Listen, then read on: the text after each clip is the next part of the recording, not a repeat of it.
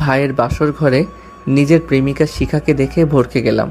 এক মুহূর্তের জন্য নিজের চোখকে অবিশ্বাস করতে বাধ্য হলাম। বোনকে সান্ত্বনা দিয়ে বললাম, ধুর, সে তো আমায় অনেক ভালোবাসে, এমনটা করতেই পারে না। হাতের উল্টো পিঠ দিয়ে চোখ দুটো ডলে আবার ভালো করে তাকালাম, কিন্তু চেহারার কোনো পরিবর্তন আসলো না। বাড়ির সকলেই আমার দিকে ভয়ার্ত চাহনি নিক্ষেপ করেছে। রাগে আমার শরীর থরথর করে কাঁপছে। হঠাৎ গলা ফাটিয়ে গগন ফাটানো চিৎকার করে বললাম, এসব কি হচ্ছে এখানে? আমার চিৎকার শুনে বিছানায় বসে থাকা আমার প্রেমিকা ভয়ে কেঁপে ওঠে। কেউ কিছু বলার সাহস পাচ্ছে না। আমি সোজা ভাইয়ার কাছে গিয়ে তার কলার ধরলাম। এসব কি দেখছি আমি? তৎক্ষণাৎ সবাই এসে ভাইয়াকে আমার থেকে সরিয়ে নেয়।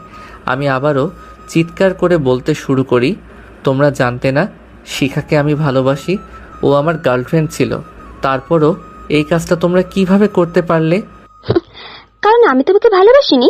পিছন থেকে শিখার বাক্যটি শুনে আশ্চর্য হয়ে গেলাম।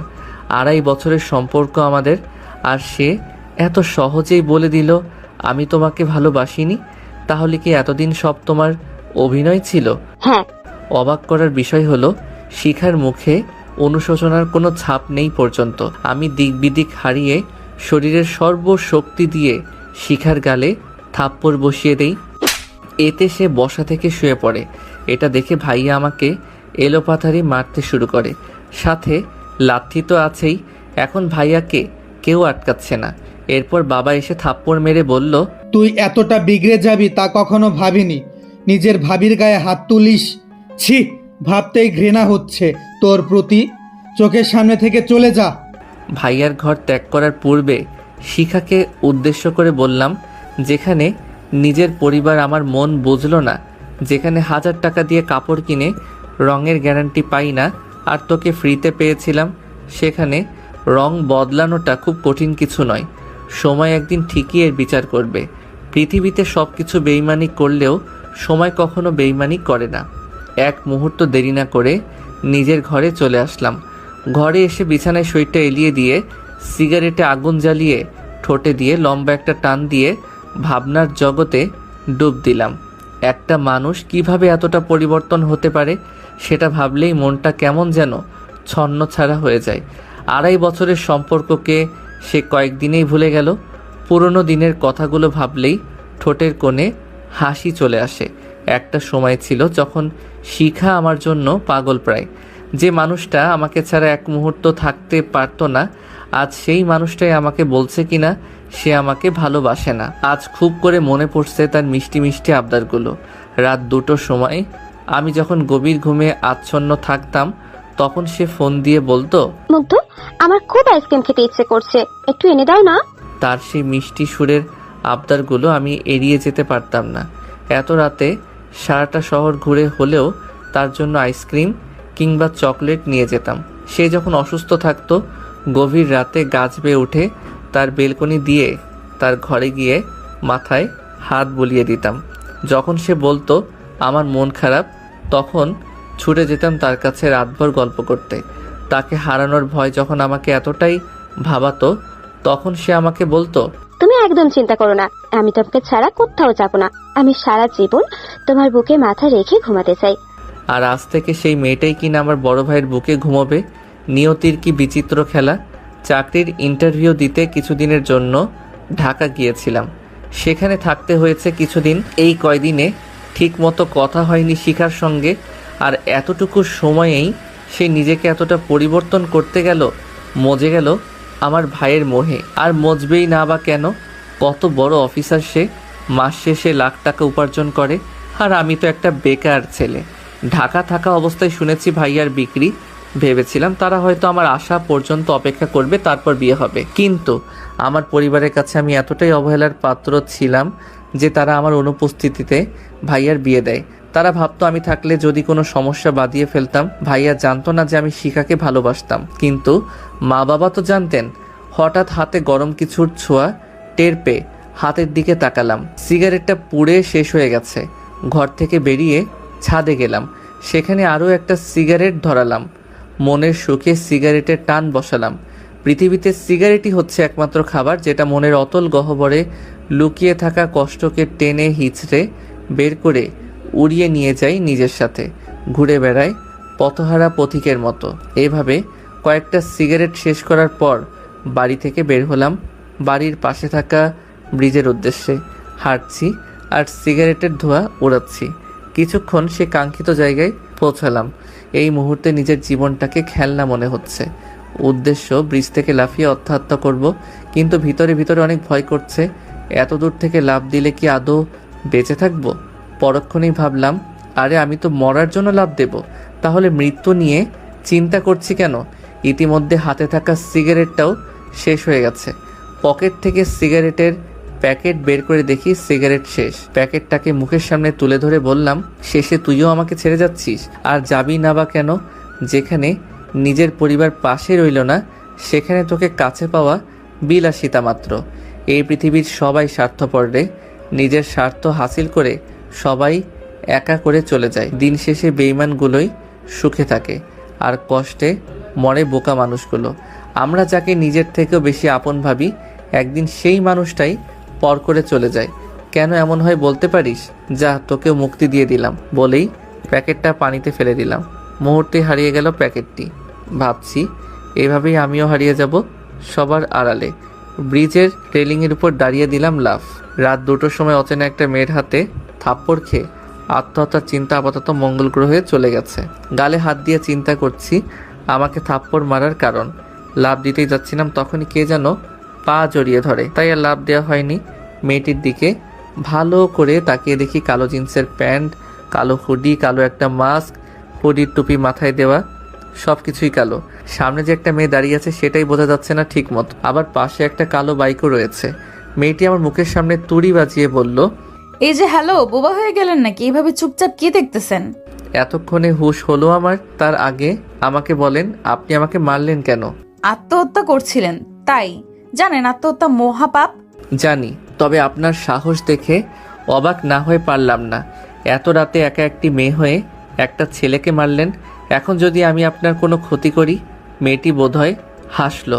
হাসির কি বললাম? আপনি হাসছেন? হাসার মতো কিছু বলেছি কি? আপনি বোবার মতো কথা বলেন।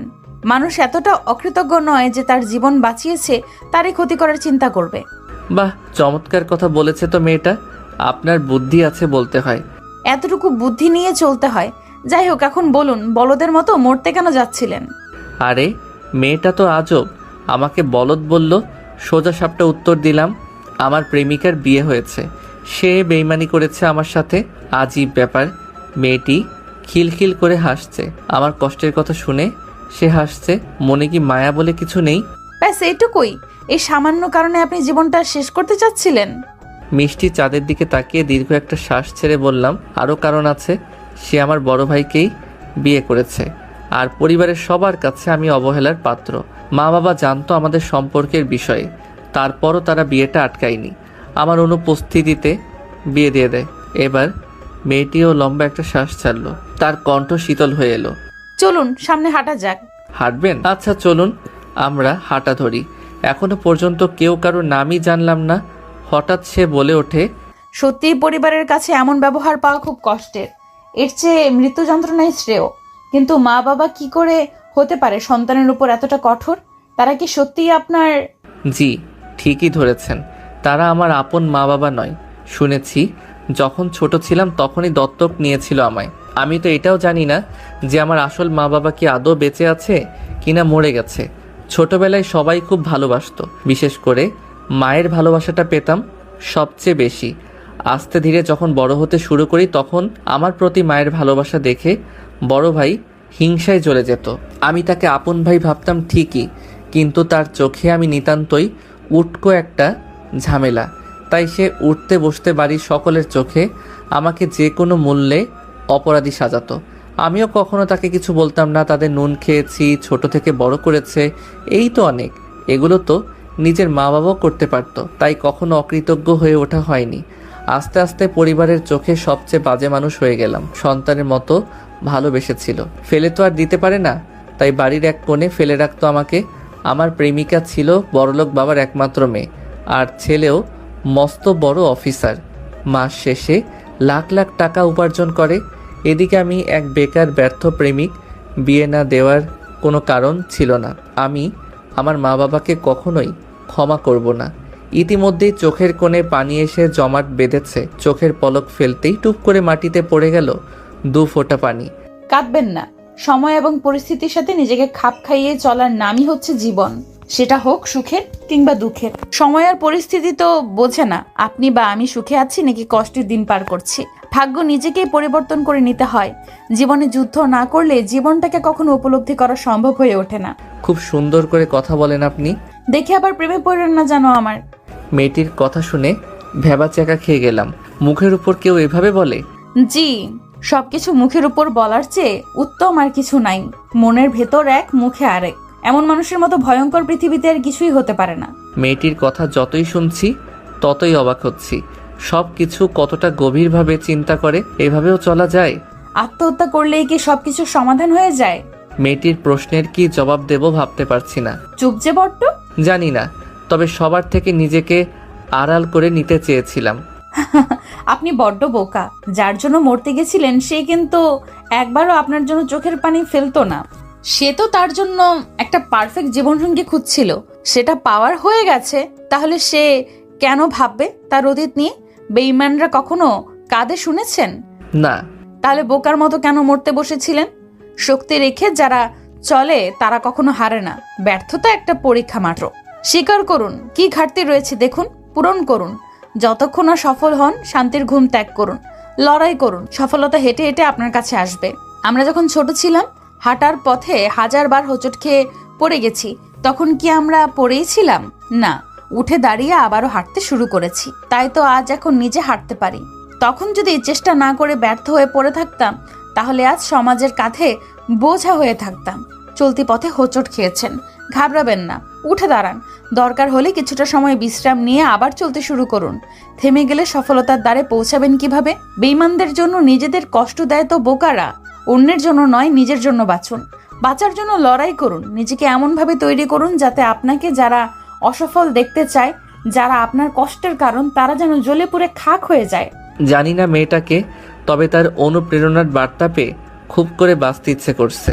স্বাদ জাগছে পুনরায় পৃথিবীটাকে জানবার। হ্যাঁ, আমি বাঁচব, নিজের জন্য হলেও বাঁচব। এইভাবে যদি সবাই ভাবতো তাহলে বিচ্ছেদের পর হয়তো মৃত্যুর হার বাড়তো না। আপনার মনটা ভীষণ খারাপ, চলুন আপনাকে নিয়ে একটু ঘুরে আসি, যদি মন ভালো হয়। মেয়েটি বাইকে উঠে স্টার্ট দিল। আমিও 7-5 না ভেবে উঠে পড়লাম। জানি না সে কোথায় নিয়ে যাচ্ছে, তবে ভালো লাগছে ভীষণ। আমি ভাবছি, প্রচুর ভাবছি। কি ভাবছি সেটাও জানি না, তবে ভাবতেও ভালো লাগছে। অগোছালো চিন্তাগুলোকে গুছিয়ে নিলাম খানিকক্ষণের মধ্যেই। হঠাৎ সে বাইক থামায়। ঝাঁকুনি খেয়ে ভাবনা থেকে বেরিয়ে এলাম। সামনে একটা ছোট্ট চায়ের দোকান। দুজনে নেমে দোকানের টঙে বসলাম। চাচা, কড়াক করে 2 কাপ চা দাও তো। তোমরা বইসা পড়ো, আমি দিতাছি। তাদের কথোপকথন শুনে বোধের অবকাশ থাকে না, তারা পূর্ব পরিচিত। দোকানদার চাচার চুল দাড়ি সব পেকে গেছে। সেও হয়তো দুনিয়ার বুকে এক যাযাবর। ঘরে বউ নাই, থাকলে কি আর এত রাতে দোকান খুলে বসতো? চাচার চা খেয়ে মুডটা ফ্রেশ হয়ে গেল। চাচা, চাটা কিন্তু অনেক সুন্দর হয়েছে। ঘটা করে কথাটি বললাম চাচাকে। হ্যাঁ তাই তো, প্রতি রাতে এখানে এসে চা খেয়ে যাই। এখন চায়ের টাকাটা দিন। মেয়েটির কথা শুনে আহম্মক হয়ে গেলাম। নিজে নিয়ে এসে চা খাইয়ে টাকা দিতে বলে। এত অবাক হওয়ার কিছু নেই। ভাবছেন আমি নিয়ে এসে টাকা কেন দিতে বলছি? ভেবে লাভ নেই, কারণ একটা ছেলের সামনে একটা মেয়ে বিল দেবে, এটা ছেলেটার জন্য সম্মানহানি থেকে কম না। বেশি কিছু না ভেবে চাচার দিকে 100 টাকার নোট বাড়িয়ে দিলাম। সে হাসছে। বাজান, আমার কাছে ভাঙতি নাই। বাকিটা দিতে হবে না চাচা, রেখে দিন। আবার হাঁটা ধরি। আচ্ছা, আমি না হয় প্রেমের ছাকা খেয়ে ব্যর্থ হয়ে মরতে এসেছিলাম, কিন্তু আপনি এত রাতে বাইরে কি করেন? মেয়েটি মুহূর্তের মধ্যেই উত্তর দিল, ওই যে নিজের জন্য বাঁচতে, সুখের খোঁজে ছুটে চলা এক গন্তব্যহীন পাখি আমি। মানে ঠিক বুঝলাম না। ছোটবেলায় মাকে হারাই, তারপর বাবা আমার দেখাশোনার জন্য একটা বিয়ে করে, কিন্তু সৎ মায়ের চোখে আমি সতই রয়ে গেলাম। বাবা অগোচরে আমার উপর অত্যাচার করত। বড় হওয়ার সাথে সাথে নিজেকে পরিবর্তন করে নিলাম। আপনার মতোই আমার জীবনটা।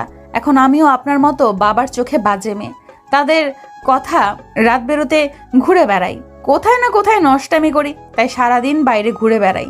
বাড়িতে গেলেই হাজারো প্যানপ্যানানি সহ্য করতে হয়, তাই শেষ রাতে বাড়ি ফেরা হয়। আমার সঙ্গী ওই বাইকটাই।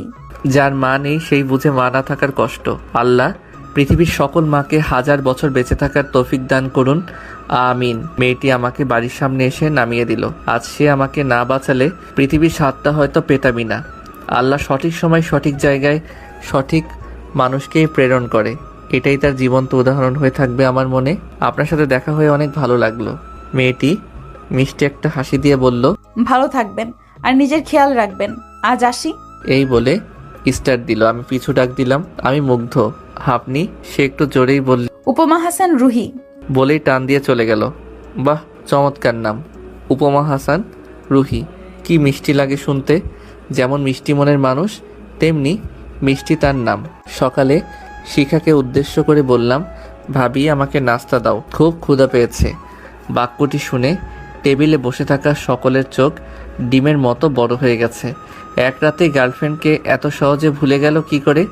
এক রাতেই এতটা পরিবর্তন, বড্ড ভাবাচ্ছে বিষয়টা। আর শিখা তো আহমকের মতো হা করে তাকিয়ে আছে আমার দিকে। কী ব্যাপার ভাবি, এভাবে তাকিয়ে আছো কেন? আর তোমরা সকলে আমাকে এভাবে দেখছো কেন? আগে দেখোনি আমাকে? মা আমার মাথায় হাত দিয়ে বলল, তুই ঠিক আছিস তো মুগ্ধ? শরীর খারাপ করেনি তো? মায়ের কথা শুনেই মনের ভিতর জ্বলতে থাকা বাতিটা কেন যেন নিভে গেল। যেই মা আগে কোনো বাক্য শেষ করার আগে বাবা শব্দটা জুড়ে দিত, আজ সেই মাই কিনা নাম নিয়ে ডাকে। মনটাকে শক্ত রেখে বললাম, আমি সম্পূর্ণ ঠিক আছি। আর তোমরা এমন বিহেভিয়ার করছো কেন সেটাই তো বুঝে উঠতে পারছি না। কেউ কিছু বলার আগেই ভাইয়া কর্কশ কণ্ঠে বলে ওঠে, দেখো নেশা টেশা করছে কি না। ছোটবেলা থেকেই মদকে খুব ঘৃণা করি। এই শব্দ শুনলেই মাথায় রাগ ওঠে। ভাইয়া হয়তো ভেবেছে কালকের মতোই আজও তার দিকে ক্ষিপ্ত হয়ে মারতে যাব। আমি নিজেকে কন্ট্রোল করে ভাইয়ার দিকে তাকিয়ে একটা মিষ্টি হাসি উপহার দিলাম। এতে তার হাসিটা নিভে গেল। নেশা তো কাল রাতে করেছিলাম ভাইয়া, তাই কাল উল্টাপাল্টা সব কাজ করে ফেলেছি। ক্ষমা করে দিস ভাইয়া। আর ভাবি তুমিও ক্ষমা করে দিও প্লিজ। শিখার দিকে তাকাতেই চোখের কোণে পানি এসে জড়ো হলো। মেয়েটা কতটা স্বার্থপর, সবার চোখ এড়িয়ে সেটা মুছে নিলাম। কেউ না দেখলেও শিখা দেখে নিয়েছে, কারণ তখন তার দিকে তাকিয়েছিলাম। মনের ভিতর কষ্ট লুকিয়ে রেখে আর কতই বা হাসা যায়। মনটা তো খুব নরম, কোনো পাথর নয় যে সারাদিন পানি ঢাললেও সে গলবে না। উফ ভাবি, আর দেরি না করে নাস্তা দাও, ঠান্ডা হয়ে যাবে তো। শিখা মুখটা মলিন করে সবাইকে নাস্তা পরিবেশন করলো। প্রিয় মানুষটিকে পাইনি তো কি হয়েছে, তার হাতে রান্না খাওয়ার তো সৌভাগ্য হয়েছে। তাই দুঃখবিলাস না করে তৃপ্তি নিয়ে খেলাম। খাওয়া শেষ করে ছাদে গেলাম। এক কোণে দাঁড়িয়ে মনের সুখে সিগারেটে টান মারছি আর প্রকৃতির সাথে নিজের কষ্টগুলোকে ভাগাভাগি করছি। কিছুক্ষণ পর কারো পায়ের শব্দ পেলাম। তাকিয়ে দেখি শিখা সে গুটি গুটি পায়ে আমার পাশে এসে দাঁড়ালো। হঠাৎ স্বামীকে ঘরে রেখে ছাদে এলেন যে? অফিসে গেছে। বাহ, চমৎকার বিষয়। বিয়ের পর দিনে অফিস, বেশ দায়িত্ববান স্বামী পেয়েছেন। শিখা চুপচাপ দাঁড়িয়ে আছে। আমিও আর কিছু না বলে আকাশপানে চেয়ে রইলাম। কি ভাবছো এমন আকাশের দিকে তাকিয়ে? ভাবছি মানুষ কতটা নিখুঁত অভিনয় জানলে দীর্ঘ 2.5 বছর অভিনয় করে যেতে পারে, তাও আবার যেমন তেমন নয়, ভালোবাসার অভিনয়। আপনি চাইলেই নাটক বা সিনেমায় কাজ করতে পারেন, বেশ নামডাক হবে। আমার কথার কোনো উত্তর দিল না শিখা। কিছু সময় নীরব থেকে বলল, তখন খাবার টেবিলে কাঁদছিলে কেন? ফিক করে হেসে দিয়ে ফেললাম। কাঁদিনি, চোখে কিছু একটা পড়েছিল তাই চোখে পানি এসেছিল। আচ্ছা একটা কথা জিজ্ঞেস করব? এর আগে তো এমন ঘটা করে অনুমতি নিতে না, তবে আজ কেন? পুরো কথা শেষ করতে না দিয়েই বললাম, আগে আপন ছিলেন আর এখন আপনি আমার কেউ না, তাই আগের কথা টেনে কথা না বললেই ভালো। যাই হোক বলেই ফেলি, আমি আসলে জানতে চাচ্ছি আমার সাথে প্রতারণা করার কারণটা কি? এমন অপরাধ করেছিলাম যার জন্য এই ভয়ঙ্কর শাস্তি দেওয়া হলো? সবকিছু তোমার ভাইয়ের কথাই করেছি। চমকে উঠলাম কথাটি শুনে। তার মানে এটাতেও ভাইয়ার হাত রয়েছে? মানে? তোমার ভাইয়ের সাথে আমার রিলেশন 3 বছরের। একদিন হঠাৎ তোমার ভাইয়া আমাকে বলে তোমার জন্য নাকি মা তাকে ভালোবাসেনি, সব ভালোবাসা তুমি একাই পেয়েছো, এমনকি সব সম্পত্তি তোমার নামেই করে দেবে। তাই সে তোমার সাথে আমাকে ভালোবাসার নাটক করতে বলে, তাই আমিও তার কথায় রাজি হয়ে যাই। শিখার কথা শুনে বেশ পাগলের মতো হাসতে ইচ্ছে করছে, হেসেও ফেললাম। তুমি হাসছো?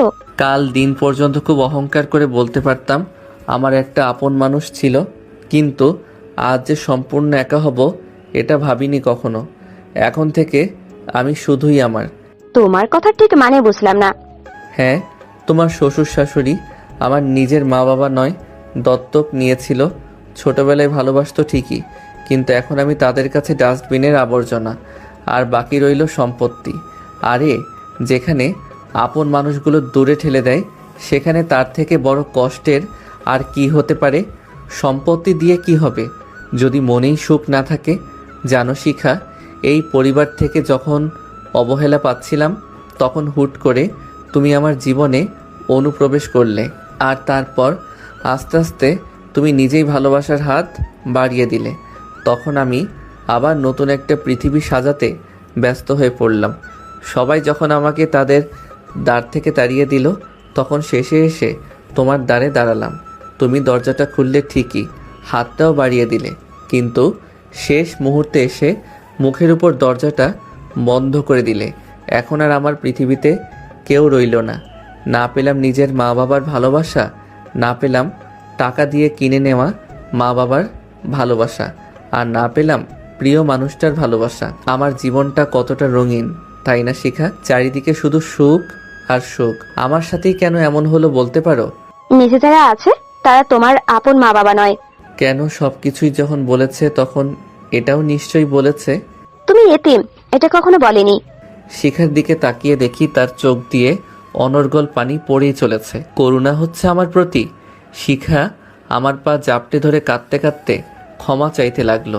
তুমি প্লিজ আমাকে ক্ষমা করে দাও। বিশ্বাস করো, আমাকে ভুল বুঝে এসব করানো হয়েছে। আমি জানতাম না তুমি এতিম। বুদ্ধি কি লোপ পেয়েছে নাকি? দেবরের পায়ে ধরে কেউ? আর আমি এতিম জানলে নাটক করতে না, কিন্তু মা বাবা আছে জেনে নাটক করেছো কেন? কষ্টটা কি মা বাবা মোচন করে দিত? এটা কেমন চিন্তা তোমার? তোমার দেয়া কষ্ট কেন আমার মা বাবা মোচন করবে? পা থেকে ওঠো তাড়াতাড়ি, কেউ দেখে ফেলবে, পরে তোমারই সম্মানে আঘাত আসবে। আগে বলো, তুমি আমাকে ক্ষমা করে দিয়েছো? কি আজীব ব্যাপার তাই না? কষ্ট দিচ্ছ নিজের ইচ্ছায়, আবার ক্ষমা করতেও বাধ্য করছো। নিয়তির কি খেলা! তোমাকে জায়গা দিয়েছিলাম বুকের অতল গহ্বরে, আর আজ রয়েছো তুমি আমার পায়ে। একেই বলে সুখে থাকতে ভূতে কিলাই। প্লিজ পা থেকে ওঠো। শিখা পা থেকে উঠে দাঁড়ায়। চলে আসতে যাব, ঠিক তখনই শিখার ফুপিয়ে ফুপিয়ে কান্নার শব্দ পেলাম। দীর্ঘ 2.5 বছরের সম্পর্কে তার উপর যতবারই রাগ করেছি ততবারই সে এভাবে ফুপিয়ে কেঁদে আমার রাগ ভাঙিয়েছে। সেসব তো সবই মিথ্যা ছিল। আজও কি সে মিথ্যা কান্নার মায়ায় জড়াতে চায় আমায়? প্লিজ প্লিজ আমাকে ক্ষমা করে দাও গুড্ডু। বলেই আবার ফুপিয়ে কেঁদে ওঠে মেয়েটা। শিখা আমাকে ভালোবেসে এই গুড্ডু নামে ডাকতো। ওর চোখের পানি কেন জানি না আমার সহ্য হচ্ছে না। মনের ভিতর অজানা এক চিনচিন ব্যথা অনুভব করছি। হিতাহিত জ্ঞান হারিয়ে শিখাকে জড়িয়ে ধরলাম। সে আমাকে ভালো না বাসলেও আমি তো বেসেছি। আমিও যদি তাকে কষ্ট দেই তাহলে আমাদের মধ্যে পার্থক্য রইল কি? আমি তো সত্যিই ভালোবেসেছি, তাই আমার উচিত তাকে ক্ষমা করে দেওয়া। শিখার কপালে ছোট্ট একটা চুম্বন করে বললাম, আচ্ছা ক্ষমা করে দিলাম তোমায়। দোয়া রইল তোমার জীবনের প্রতিটি কোণা সুখ দিয়ে ভরে উঠুক। আমি জানি এখানে থাকলে আমাদের সম্পর্কটা একদিন পরকীয়ায় পরিণত হবে, তাই আমাকে অনেক দূরে চলে যেতে হবে। 2 দিন পরে সবার কাছ থেকে বিদায় নিয়ে চলে এলাম ঢাকা শহরে। আসার সময় সবাই খুশি হলেও শিখার চোখের কোণে ছিল জমাট বাঁধা পানি। তাকে ইশারায় বলেছিলাম কখনো কাঁদবে না, সব সময় মুখে হাসি রেখা ফুটিয়ে রাখবে। তোমাকে হাসিতেই মানায়। তুমি হচ্ছ একটি গোলাপ গাছ, আর সেই গাছে ফুল ফোটা আবশ্যক। আজ 3 বছর পর আবার নিজ শহরে পা রাখছি। পরনে পুলিশের উর্দি, পদবিটা পেয়েছি ওসি সাহেবের। নিজের শহরে পা রাখতেই পুরনো দিনের কথাগুলো লাফিয়ে উঠল মাথায়। শিখাকে দেখার অদম্য ইচ্ছা জাগলো মনে, কিন্তু যেটা হারিয়ে যাবার সেটা তো হারিয়ে গেছেই। তাই নিজের ইচ্ছেটাকে মাটি চাপা দিয়ে থানায় চলে গেলাম। সবাই খুব সুন্দর করে সম্মান জানালো আমাকে। আমার আসন দেখিয়ে দেওয়া হলো। আমি আরামসে সেখানে বসলাম। কিছুক্ষণ পর একটা মেয়ের কণ্ঠ শুনে মাথা তুলে তাকালাম। মেয়েটি আমাকে দেখে অবাক হয়েছে মনে হলো। নেম প্লেটে লেখা উপমা। নামটা দেখে আমিও ভড়কে গেলাম। এটা কি সেই উপমা যেই উপমাকে আমি অনেক দিন যাবৎ খুঁজছি? পরক্ষণেই ভাবলাম, আরে ধুর, এটা তো কখনোই হতে পারে না, কারণ যে উপমা আমাকে বাঁচিয়েছে সে একটু মোটা ছিল, কিন্তু এই মেয়েটা তো একেবারেই চিকন। স্যার, আমি উপমা, এই থানার এসআই। আপনার জন্যই আমার ডিউটি দেওয়া হয়েছে। যাক, শুনে ভালো লাগলো। একটা সুন্দরী মেয়ের সাথে ডিউটি করতে পারবো। কেটে গেল 1 মাস। এই 1 মাসে কত শতবার যে তাকে খুঁজেছি। হ্যাঁ, মনে পড়েছে, সে বলেছিল সে প্রতিদিন রাতে ওই চাওয়ালা চাচার দোকানে গিয়ে চা খায়। একবার সেখানে গিয়ে খোঁজ করলে মন্দ হয় না।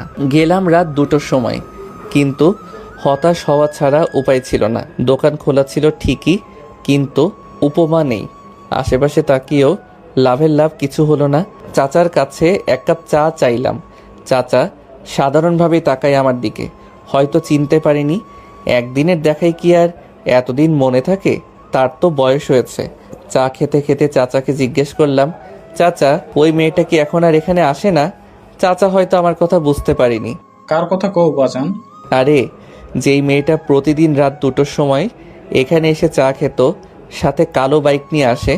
কথাটা শুনে চাচার মনটা খারাপ হলো মনে হচ্ছে। কি হলো চাচা, আপনি মন খারাপ করলেন কেন?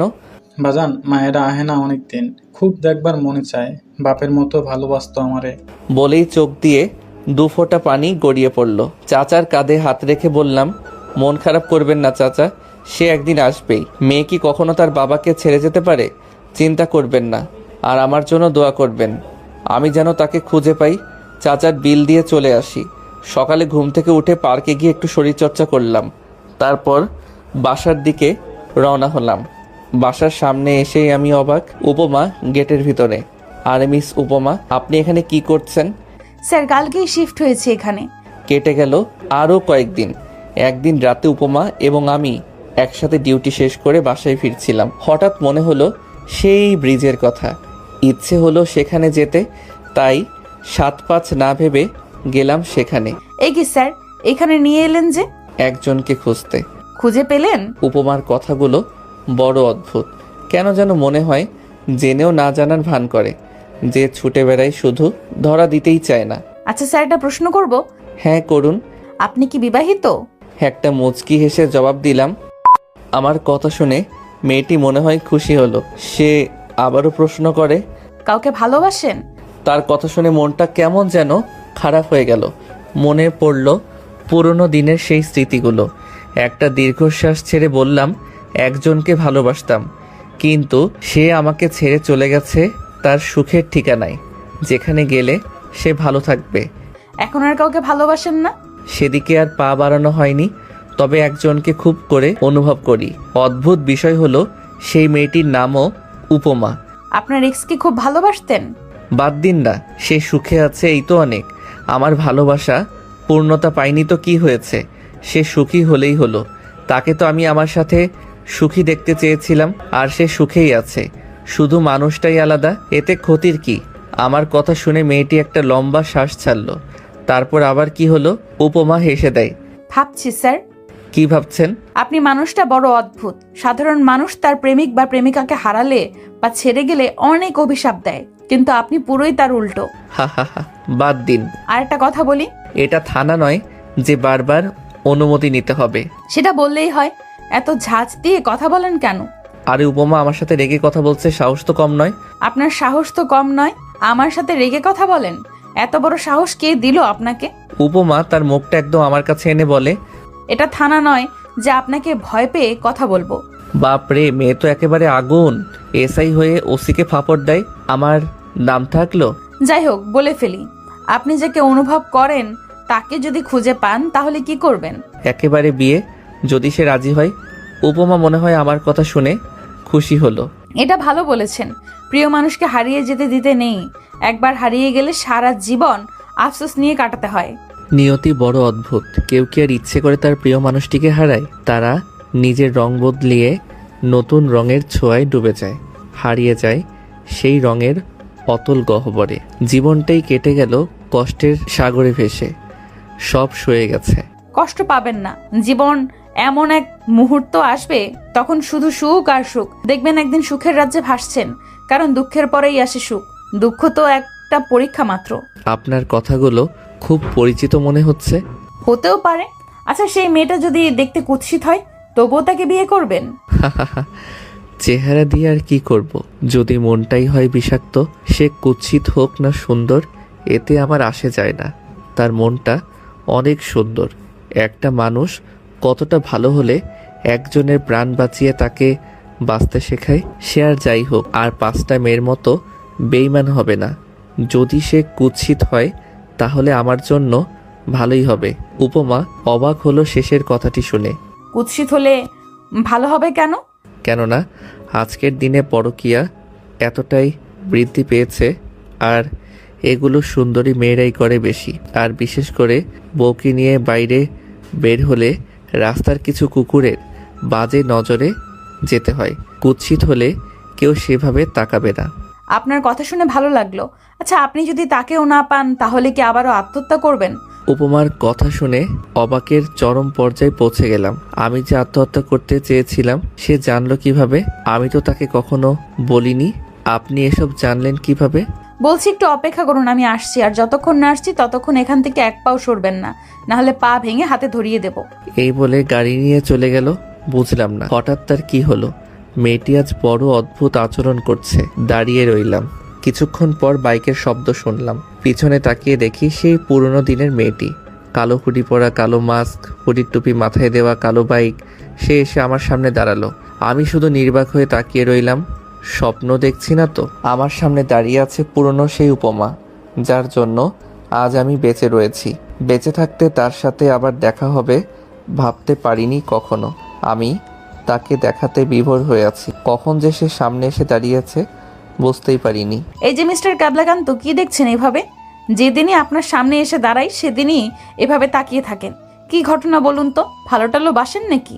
আমি তার প্রশ্নের কোনো জবাব না দিয়ে উল্টো প্রশ্ন করলাম, এতদিন কোথায় ছিলেন? জানেন, পাগলের মতো খুঁজছিলাম আপনাকে, শুধু একবার দেখব বলে। একটা অচেনা মেয়েকে খুঁজছেন, তাও আবার পাগলের মতো? কেন?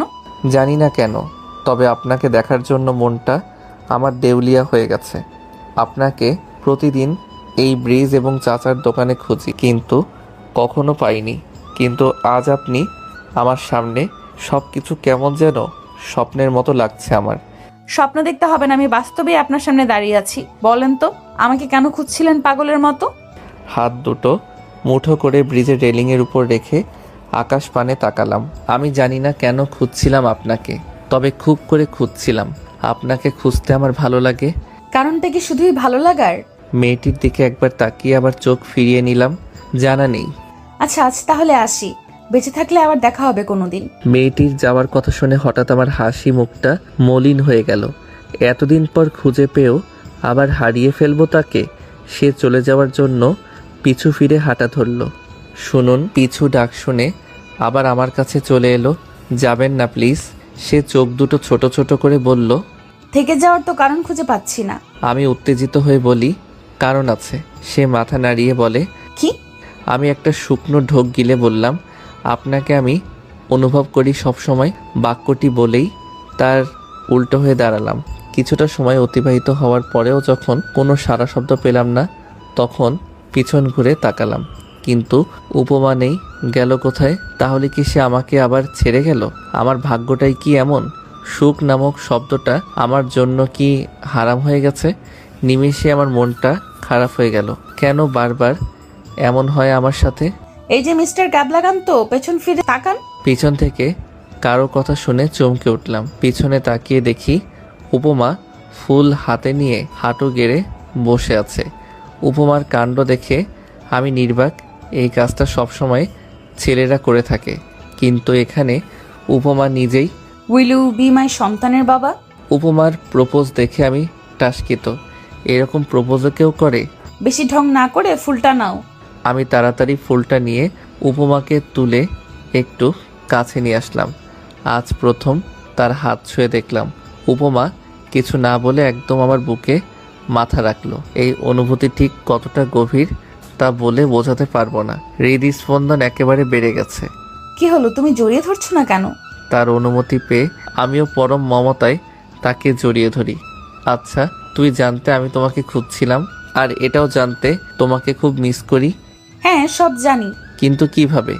কখনো তো দেখাই হয়নি আমাদের। আমিও অনুভব করে নিয়েছি। উপমাকে বুক থেকে তুলে ওর কপালে একটা চুম্বন করলাম, তারপর নিজ হাতে ওর মাস্ক খুলতে লাগলাম খুব আগ্রহ নিয়ে।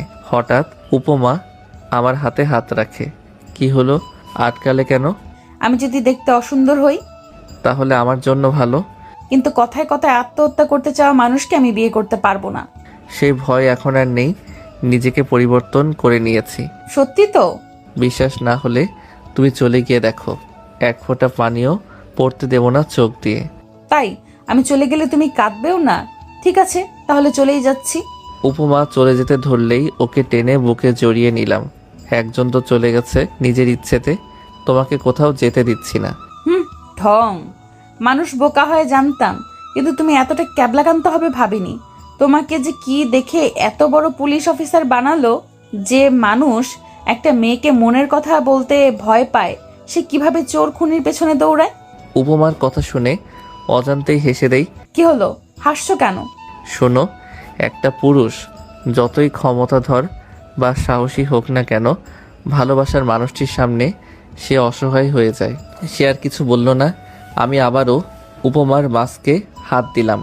এবার আর বাধা দিল না। আস্তে আস্তে নাকের নিচে নামিয়ে ফেললাম। নাকটা একদম খাড়া আর একটু লাল হয়ে আছে, একটু চেনা চেনা লাগছে। এবার পুরোটা খুলে ফেললাম। সঙ্গে সঙ্গে এক হাত দূরে গিয়ে দাঁড়ালাম। অবাকের চরম পর্যায়ে পৌঁছে গেছি আমি। এতদিন যার সাথে সব সময় ডিউটি করতাম, সেই মেয়েটি সেই পুরনো উপমা। সে সব জেনেও চুপ ছিল। তুমি? সে নিশ্চিন্ত হয়ে উত্তর দেয়, হ্যাঁ আমি। এতে তো অবাক হচ্ছ কেন? পছন্দ হয়নি নাকি আমাকে ভালোবাসা যাবে না আমায়? এরকম কিছুই না, কিন্তু তুমি সব জানার পরেও আমাকে বলনি কেন?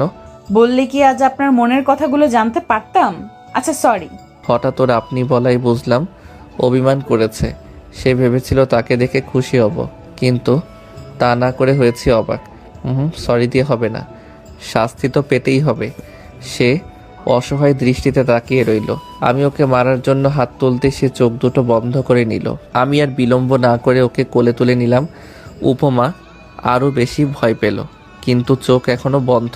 সে ভাবছে কি হচ্ছে এসব। আমি তার নাকের ডগায় আলতো করে একটা চুম্বন করলাম। সঙ্গে সঙ্গে সে চোখের পাতা খুলে তাকায়। কি করছো? মানুষ দেখবে তো। তুমি আবার কবে থেকে মানুষের কথা চিন্তা করা শুরু করলে? এভাবে হেসো না, কন্ট্রোল হারিয়ে ফেলবো। এই খবরদার, রাস্তায় কোনো ভণ্ডামি চলবে না। কে শুনে কার কথা? উপমার দুই চোখের পাতা এবার চুম্বন করলাম। সে লজ্জায় বুকে মাথা লুকালো। তাকে বাইকের উপর বসিয়ে দিলাম। নাও চালাও, বাসায় চলো। উপমা স্টার্ট দিল। আমি পিছনে বসে ওকে জড়িয়ে ধরে ঘাড়ে থুতনি রাখলাম। এতে সে শিউরে ওঠে। মুগ্ধ, কি করছো প্লিজ? ওর কানের নিচে ঠোঁটের স্পর্শ করলাম, তারপর ঘাট থেকে থুতনি সরিয়ে নিলাম। তবে জড়িয়ে ধরে আছি, আর সে আপন গতিতে বাইক চালাতে শুরু করে। আজ আমার কতটা ভালো লাগছে বলে বোঝানো প্রায় অসম্ভব। প্রিয় মানুষকে কাছে পাওয়ার অনুভূতি আলাদা। আচ্ছা তুমি কবে থেকে আমায় ভালোবাসো?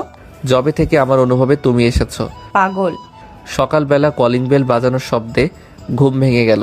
একরাশ বিরক্তি নিয়ে দরজা খুলে দেখলাম উপমা দাঁড়িয়ে আছে হাতে বাটি নিয়ে। উপমাকে দেখার সঙ্গে সঙ্গে আমার মুখের বিরক্তি উবে গেল। উপমাকে দেখে মনটা কেমন যেন খুশিতে ভরে ওঠে। বুকে দু হাত গুজে দিয়ে দরজায় হেলান দিয়ে বললাম, কি ব্যাপার ম্যাডামের আজ আমার বাড়িতে আগমন? উপমা মুখটা ভেঙচি দিয়ে বলল, এমন হিরোদের মতো ভাবনা নিয়ে দরজা থেকে সরে দাঁড়াও, আমি ভেতরে যাব। অজ্ঞতা সে আমাকে ঠেলে ভিতরে ঢুকলো। অমনি আমার হাওয়া ফুস করে বেরিয়ে গেল। তোমার বেডরুম কোনটা? আমি অসহায় ছেলের মতো দেখিয়ে দিলাম। উপমা বাটি নিয়ে চলে গেল আমার রুমে। আমিও তার পিছু পিছু গেলাম। বাটিটা টেবিলের উপর রেখে কোমরে হাত দিয়ে আমাকে আদেশ করলো, যাও গিয়ে ফ্রেশ হয়ে এসো। কি হলো, ব্রাশ করতে এতক্ষণ লাগে? বাথরুমে গিয়ে ব্রাশ করছি আর ভাবছি, বাপরে এই মহিলা বিয়ের আগে এভাবে আদেশ করছে, বিয়ের পর না জানি কি করে।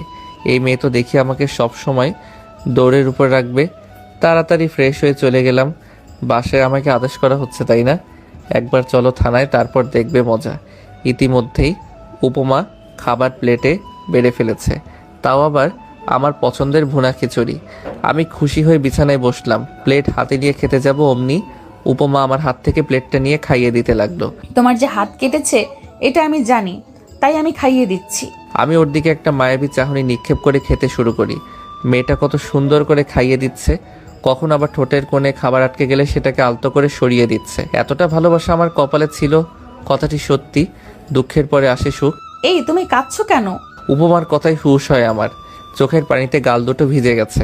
খুব ছোটবেলায় এভাবে আদর করে মা খাইয়ে দিত, এভাবে কেউ খাইয়ে দেয় না। কত কাল হয়ে গেল, আজ তোমার এই মায়ের মতো ভালোবাসা দেখে মায়ের কথা মনে পড়ে গেল। উপমা প্লেটটা ডান হাতে নিয়ে বাম হাত দিয়ে আমার চোখের পানি মুছে দিল। অতীতের কথা ভেবে কি হবে বলো তো? শুধু শুধু মনটাকে কষ্টের সাগরে ভাসিয়ে দেওয়া। এখন ভাববে শুধু বর্তমান নিয়ে। বর্তমানে ভালো থাকলেই ভবিষ্যতে ভালো থাকতে পারবে। আমি উপমাকে জড়িয়ে ধরে বললাম, এই দুনিয়ায় আমার সকল আপনজন আমায় ছেড়ে গেছে, তুমি কখনো আমায় একলা করে যেও না। যাওয়ার আগেই নিজের করে নাও। তাই করতে হবে। আবারও খাইয়ে দিচ্ছে উপমা। হয়েছে, এখন বাকিটুকু খেয়ে নাও। খুব ভালো লাগছে উপমার হাতে খেতে। যেমন মিষ্টি মেয়ে, তেমনি ওর হাতের রান্নাও অতুলনীয়। খাইয়ে দিতে দিতে উপমা বলে ওঠে, শোনো, পুরুষ মানুষ এতটা আবেগী হলে চলে না। পুরুষদের হতে হয় কঠোর, না হলে যে কেউ মন নিয়ে খেলা করবে। খাওয়া শেষ করে উপমা ওঠার সময় বলে, একটা কথা বলি, রাগ করবে না তো? বলো, রাগ করব না। কাল আমি ইচ্ছে করে তোমার হাত কেটে দিয়েছি, যাতে তোমাকে খাইয়ে দিতে পারি। বলেই উপমা পালাতে চাইলেও পারল না। ওর বাম হাত ধরে হ্যাচকা টান দিয়ে বুকের সাথে মিশিয়ে নিলাম। প্লেটটা মেঝেতে পড়ে গিয়ে ভেঙে একাকার। আমার সাথে শয়তানি, তাই না? এবার দেখাচ্ছি মজা।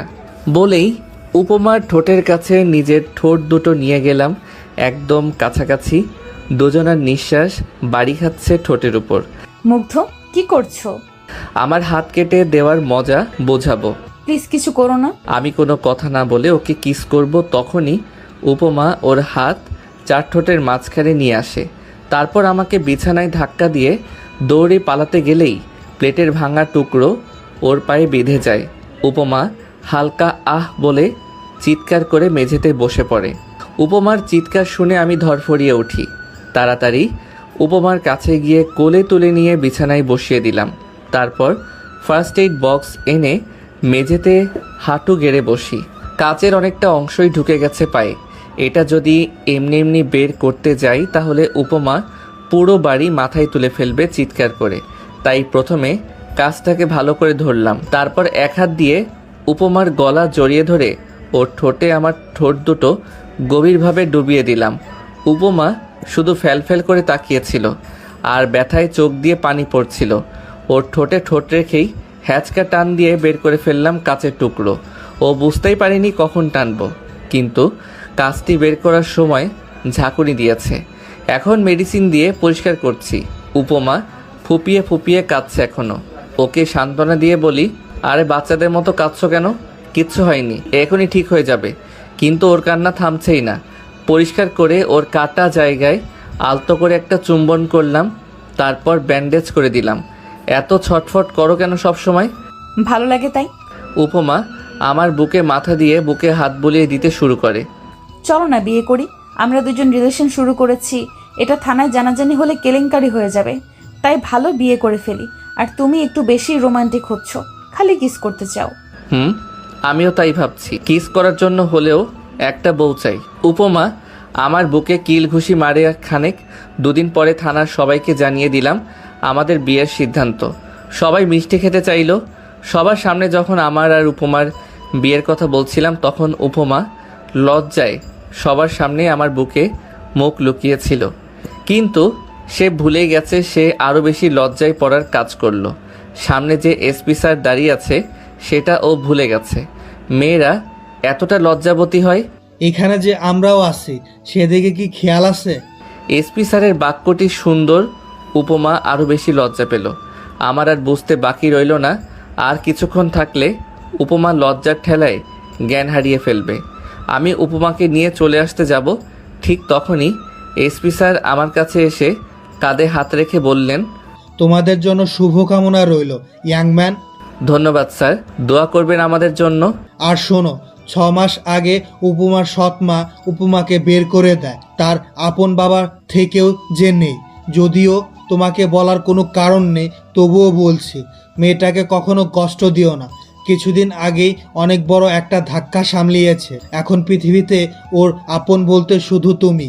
জি স্যার, আপনি চিন্তা করবেন না, আমি উপমাকে সবসময় সুখে রাখার চেষ্টা করব।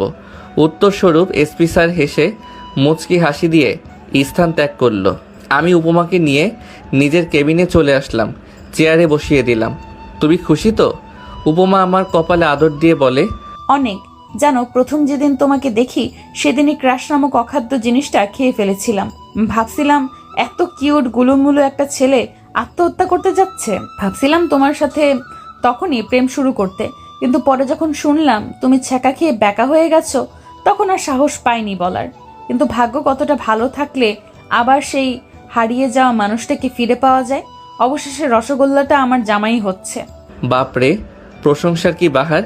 একবার কিউট গুলুমুলু, আবার রসগোল্লাও। আজ আমার আর উপমার বিয়ে। কত সুন্দর করে সাজানো হয়েছে বিয়ে বাড়ি। চারিদিকে কত সুন্দরী রমণী ঘুরছে, কিন্তু কাউকেই দেখতে পারছি না।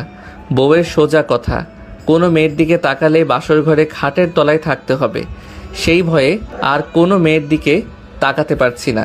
বিয়ে বাড়িতে উপমার পরিবারের সকলেই রয়েছে, শুধু নেই আমার কেউ। এই নিয়ে আত্মীয়রা কত কানাঘোষা করছে, কারো কথাতেই কান দেয়নি, কারণ সমাজের লোকদের কাজই হচ্ছে মানুষকে কিভাবে ছোট করা যায় সেই চিন্তা করা। আজ আমার পরিবারের কেউ নেই বলেই কথাগুলো শুনতে হচ্ছে। যদি এখানে আমার পরিবার থাকতো তাহলে হয়তো কথাগুলো শুনতে হতো না।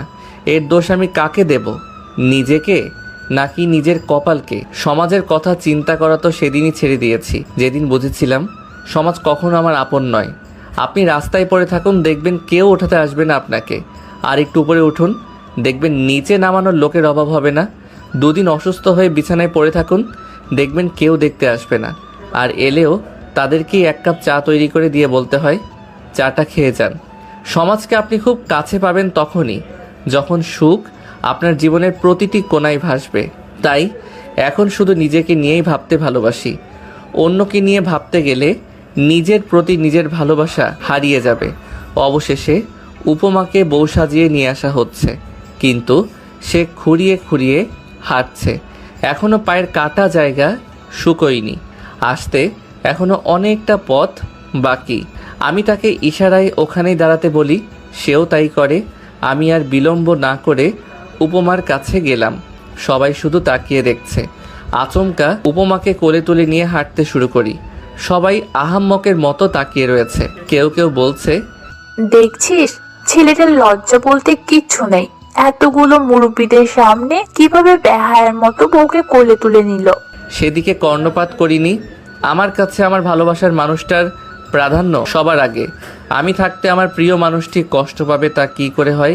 আমি যদি তার কষ্টটাকে মোচন করতে পারি তাহলে সে কেন কষ্টটাকে আলিঙ্গন করবে? কিছু কিছু সময় বড়দের কাছে বেয়াদব হতে হয়, না হলে বুঝবেন না সে আপনার জন্য তার মনে কী চিন্তা পোষণ করে রেখেছে। উপমাকে আমার পাশে বসিয়ে দিলাম। লাল রঙের লেহেঙ্গা, মুখে হালকা মেকআপের প্রলেপ, ঠোঁটে লাল লিপস্টিক, সব মিলিয়ে আমার কাছে সে চাঁদের পরি। আমার পাশে বসে একটা মিষ্টি হাসি উপহার দিল উপমা। আমিও মুচকি এসে তাকিয়ে রইলাম উপমার মুখপানে।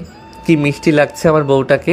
কিছুক্ষণ পর কাজী ও হুজুর এসে বিয়ে পড়িয়ে দিল। অবশেষে আলহামদুলিল্লাহ ও কবুল বলে ছোট্ট পৃথিবীটাকে আপন করে নিলাম। যখন উপমাকে বলা হয়েছে, বলো মা কবুল, তখন সে কি যে খুশি মনে কবুল বলেছে, সেই দৃশ্যটি দেখলেই মনে শান্তির জোয়ার ভাসে। বোঝা গেছে আমার প্রতি তার ভালোবাসার টান কতটুকু। বাসর ঘরের সামনে দাঁড়িয়ে আছি, হাতে একটা বিরিয়ানির প্যাকেট। এই দিনে মেয়েরা খুব সম্ভবত খাবার ঠিক মতো খায় না। আপনার বিয়েটা যখন পারিবারিকভাবে হবে তখন মেয়েটা থাকে একেবারেই অচেনা। যদি শুরু থেকে মেয়েটির মন পেতে চান তাহলে বাসর ঘরে 1 প্যাকেট বিরিয়ানি নিয়ে যান, বউকে সুন্দর করে খাইয়ে দিন। দেখবেন আল্লাহর তরফ থেকে তার মনে আপনার জন্য একটা সুন্দর ভাবনার সৃষ্টি হবে। সে বুঝতে পারবে আপনি ভরসা করার মতো একটা মানুষ পেয়েছি, যে মানুষটা শুরুতেই আমার কেয়ার করছে। অবশ্যই বাকি জীবনটাও তার সর্বোচ্চটা দিয়ে আগলে রাখবে। আপনার এই আচরণে মডার্ন মেয়েটাও নুয়ে যেতে পারে। আল্লাহর নাম নিয়ে দরজা খুলে ভিতরে প্রবেশ করি। আমাকে দেখে উপমা মিষ্টি কণ্ঠে সালাম দিল। আসসালামু আলাইকুম। মুচকি হেসে উত্তর দিলাম, ওয়ালাইকুম আসসালাম। প্যাকেটটা বিছানায় রেখে বউয়ের পাশে গিয়ে বসি। বউ ইয়া লম্বা ঘোমটা টেনে বসে আছে। ঘোমটা তুলে উপমার কপালে ও দুই চোখের পাতায় আদর দিলাম। ওর চোখে মুখে হাসির ঝলকানি। ও হাসলে যেন হেসে দেয় পৃথিবী। হাত ধুয়ে এসে প্যাকেটটা খুলে খাবার হাতে নিয়ে বললাম, সারাদিন তো বোধহয় কিছু খাওনি, নাও হা করো। এসবের কি দরকার ছিল? আমার তো খেতে পাইনি। তাহলে ফেলে দিয়ে আসি। আরে রাখছো কেন? আজ তোমাকে একেবারে নিজের করে পাবো, এই খুশিতেই তো মন আর পেট দুটোই ভরে গেছে। আর তুমি এতটা ভালোবেসে নিয়ে এসেছো, আমি না খেয়ে পারি? এখন খাইয়ে দাও। মেয়েটার উপর কোনোভাবেই রাগ করা যায় না। হি হি হি করে যখন হেসে দেয় তখন মনে হয় চাঁদটা হাসছে। যার হাসি এতটা মায়াবী, যার মনটা বাচ্চাদের মতো কোমল, তার উপর কি আদৌ রাগ করে থাকা যায়? তার উপর তো একটা কঠিন মনের মানুষও নরম হতে বাধ্য। উপমাকে খাইয়ে দিলাম। সে অনেক তৃপ্তি নিয়ে খেলো।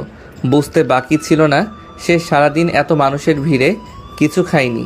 সেও আমাকে খাইয়ে দিয়েছে। চলো না একটু ছাদে গিয়ে ঘুরে আসি। আমি কোনো কথা না বলে উপমাকে কোলে তুলে নিয়ে ছাদে গেলাম। দোলনায় বসে উপমাকে কোলে বসিয়ে নিলাম। সে পরমানন্দে আমার বুকে মুখ গুজল। আমি উপমার মাথায় হাত বুলিয়ে দিচ্ছি। দেখো আজকের চাঁদটা কত সুন্দর করে তার কিরণ ছড়াচ্ছে। উপমার কথায় চোখের দৃষ্টি আকাশের দিকে নিক্ষেপ করলাম।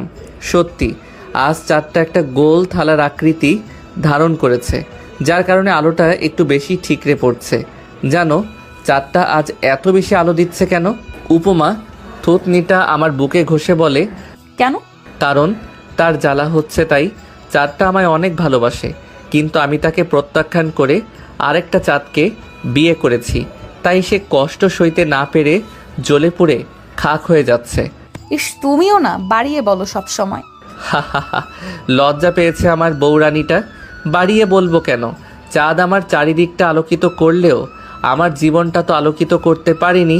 কিন্তু উপমা হাসান রুহি নামক মিষ্টি মেয়েটা আমার জীবনকে আলোকিত করেছে। তাহলে তুমি বলো আমার কাছে কে বেশি দামি হবে? এই চলো না একটু হেঁটে আসি এই নিশিরাতের পিছঢালা রাস্তায়। হাঁটতে গেলে পায়ে ব্যথা হবে, তাই যখন সুস্থ হবে তখন তোমায় নিয়ে হাঁটবো। না না, আমার ব্যথা হবে না। তোমার কাঁধে হাত রেখে হাঁট, আর তুমি তো আমাকে ধরেই রাখবে। আমি আজকেই হাঁটবো, প্লিজ প্লিজ। উপমার এই ইনোসেন্ট মুখটা দেখে একেবারেই ঘায়েল হয়ে গেলাম। আচ্ছা চলো। খুশিতে উপমা আমার গালে আদর দিয়ে বসে। খুব ভালো লাগে প্রিয় মানুষের এই মিষ্টি আবদার ও পাগলামিগুলো। মেয়েদের বলছি, বিয়ের পরে স্বামীর ভালোবাসা যদি বেশি পেতে চান তাহলে একটু ন্যাকা হবেন। হালকা ন্যাকা সুরে তার কাছে আবদার করবেন, পাগলামি করবেন। দেখবেন সেও আপনার আবদারগুলোকে আপন করে নেবে।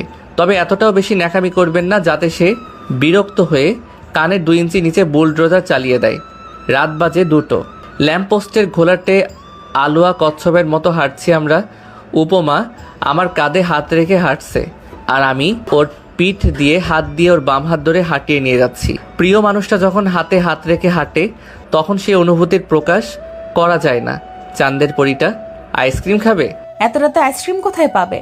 সামনে একটা দোকান খোলা রয়েছে, তুমি এখানে একটু দাঁড়াও, আমি তাড়াতাড়ি নিয়ে আসছি। উপমাকে মাঝ রাস্তায় রেখে আইসক্রিম কিনতে গেলাম। এত রাতে কোনো গাড়ি আসবে না, তাই আর কোনো চিন্তা নেই। উপমাও আস্তে আস্তে এগিয়ে আসছে। আইসক্রিম নিয়ে পিছনে ফিরে চোখ বড় বড় হয়ে গেল। একটা গাড়ি ফুল স্পিডে ধেয়ে আসছে উপমার দিকে। উপমাও আপ্রাণ চেষ্টা করছে সরে যেতে। হঠাৎ বুকের ভিতরটা ধুপ করে ওঠে। আইসক্রিম দুটো ফেলে দিয়ে সর্বোচ্চ শক্তি দিয়ে দৌড় দিলাম। উপমা আমার দিকে এগিয়ে আসছে আর আমি তার দিকে। উপমা আমার বুকে মাথা রেখে অঝোর ধারায় চোখের পানি ফেলছে।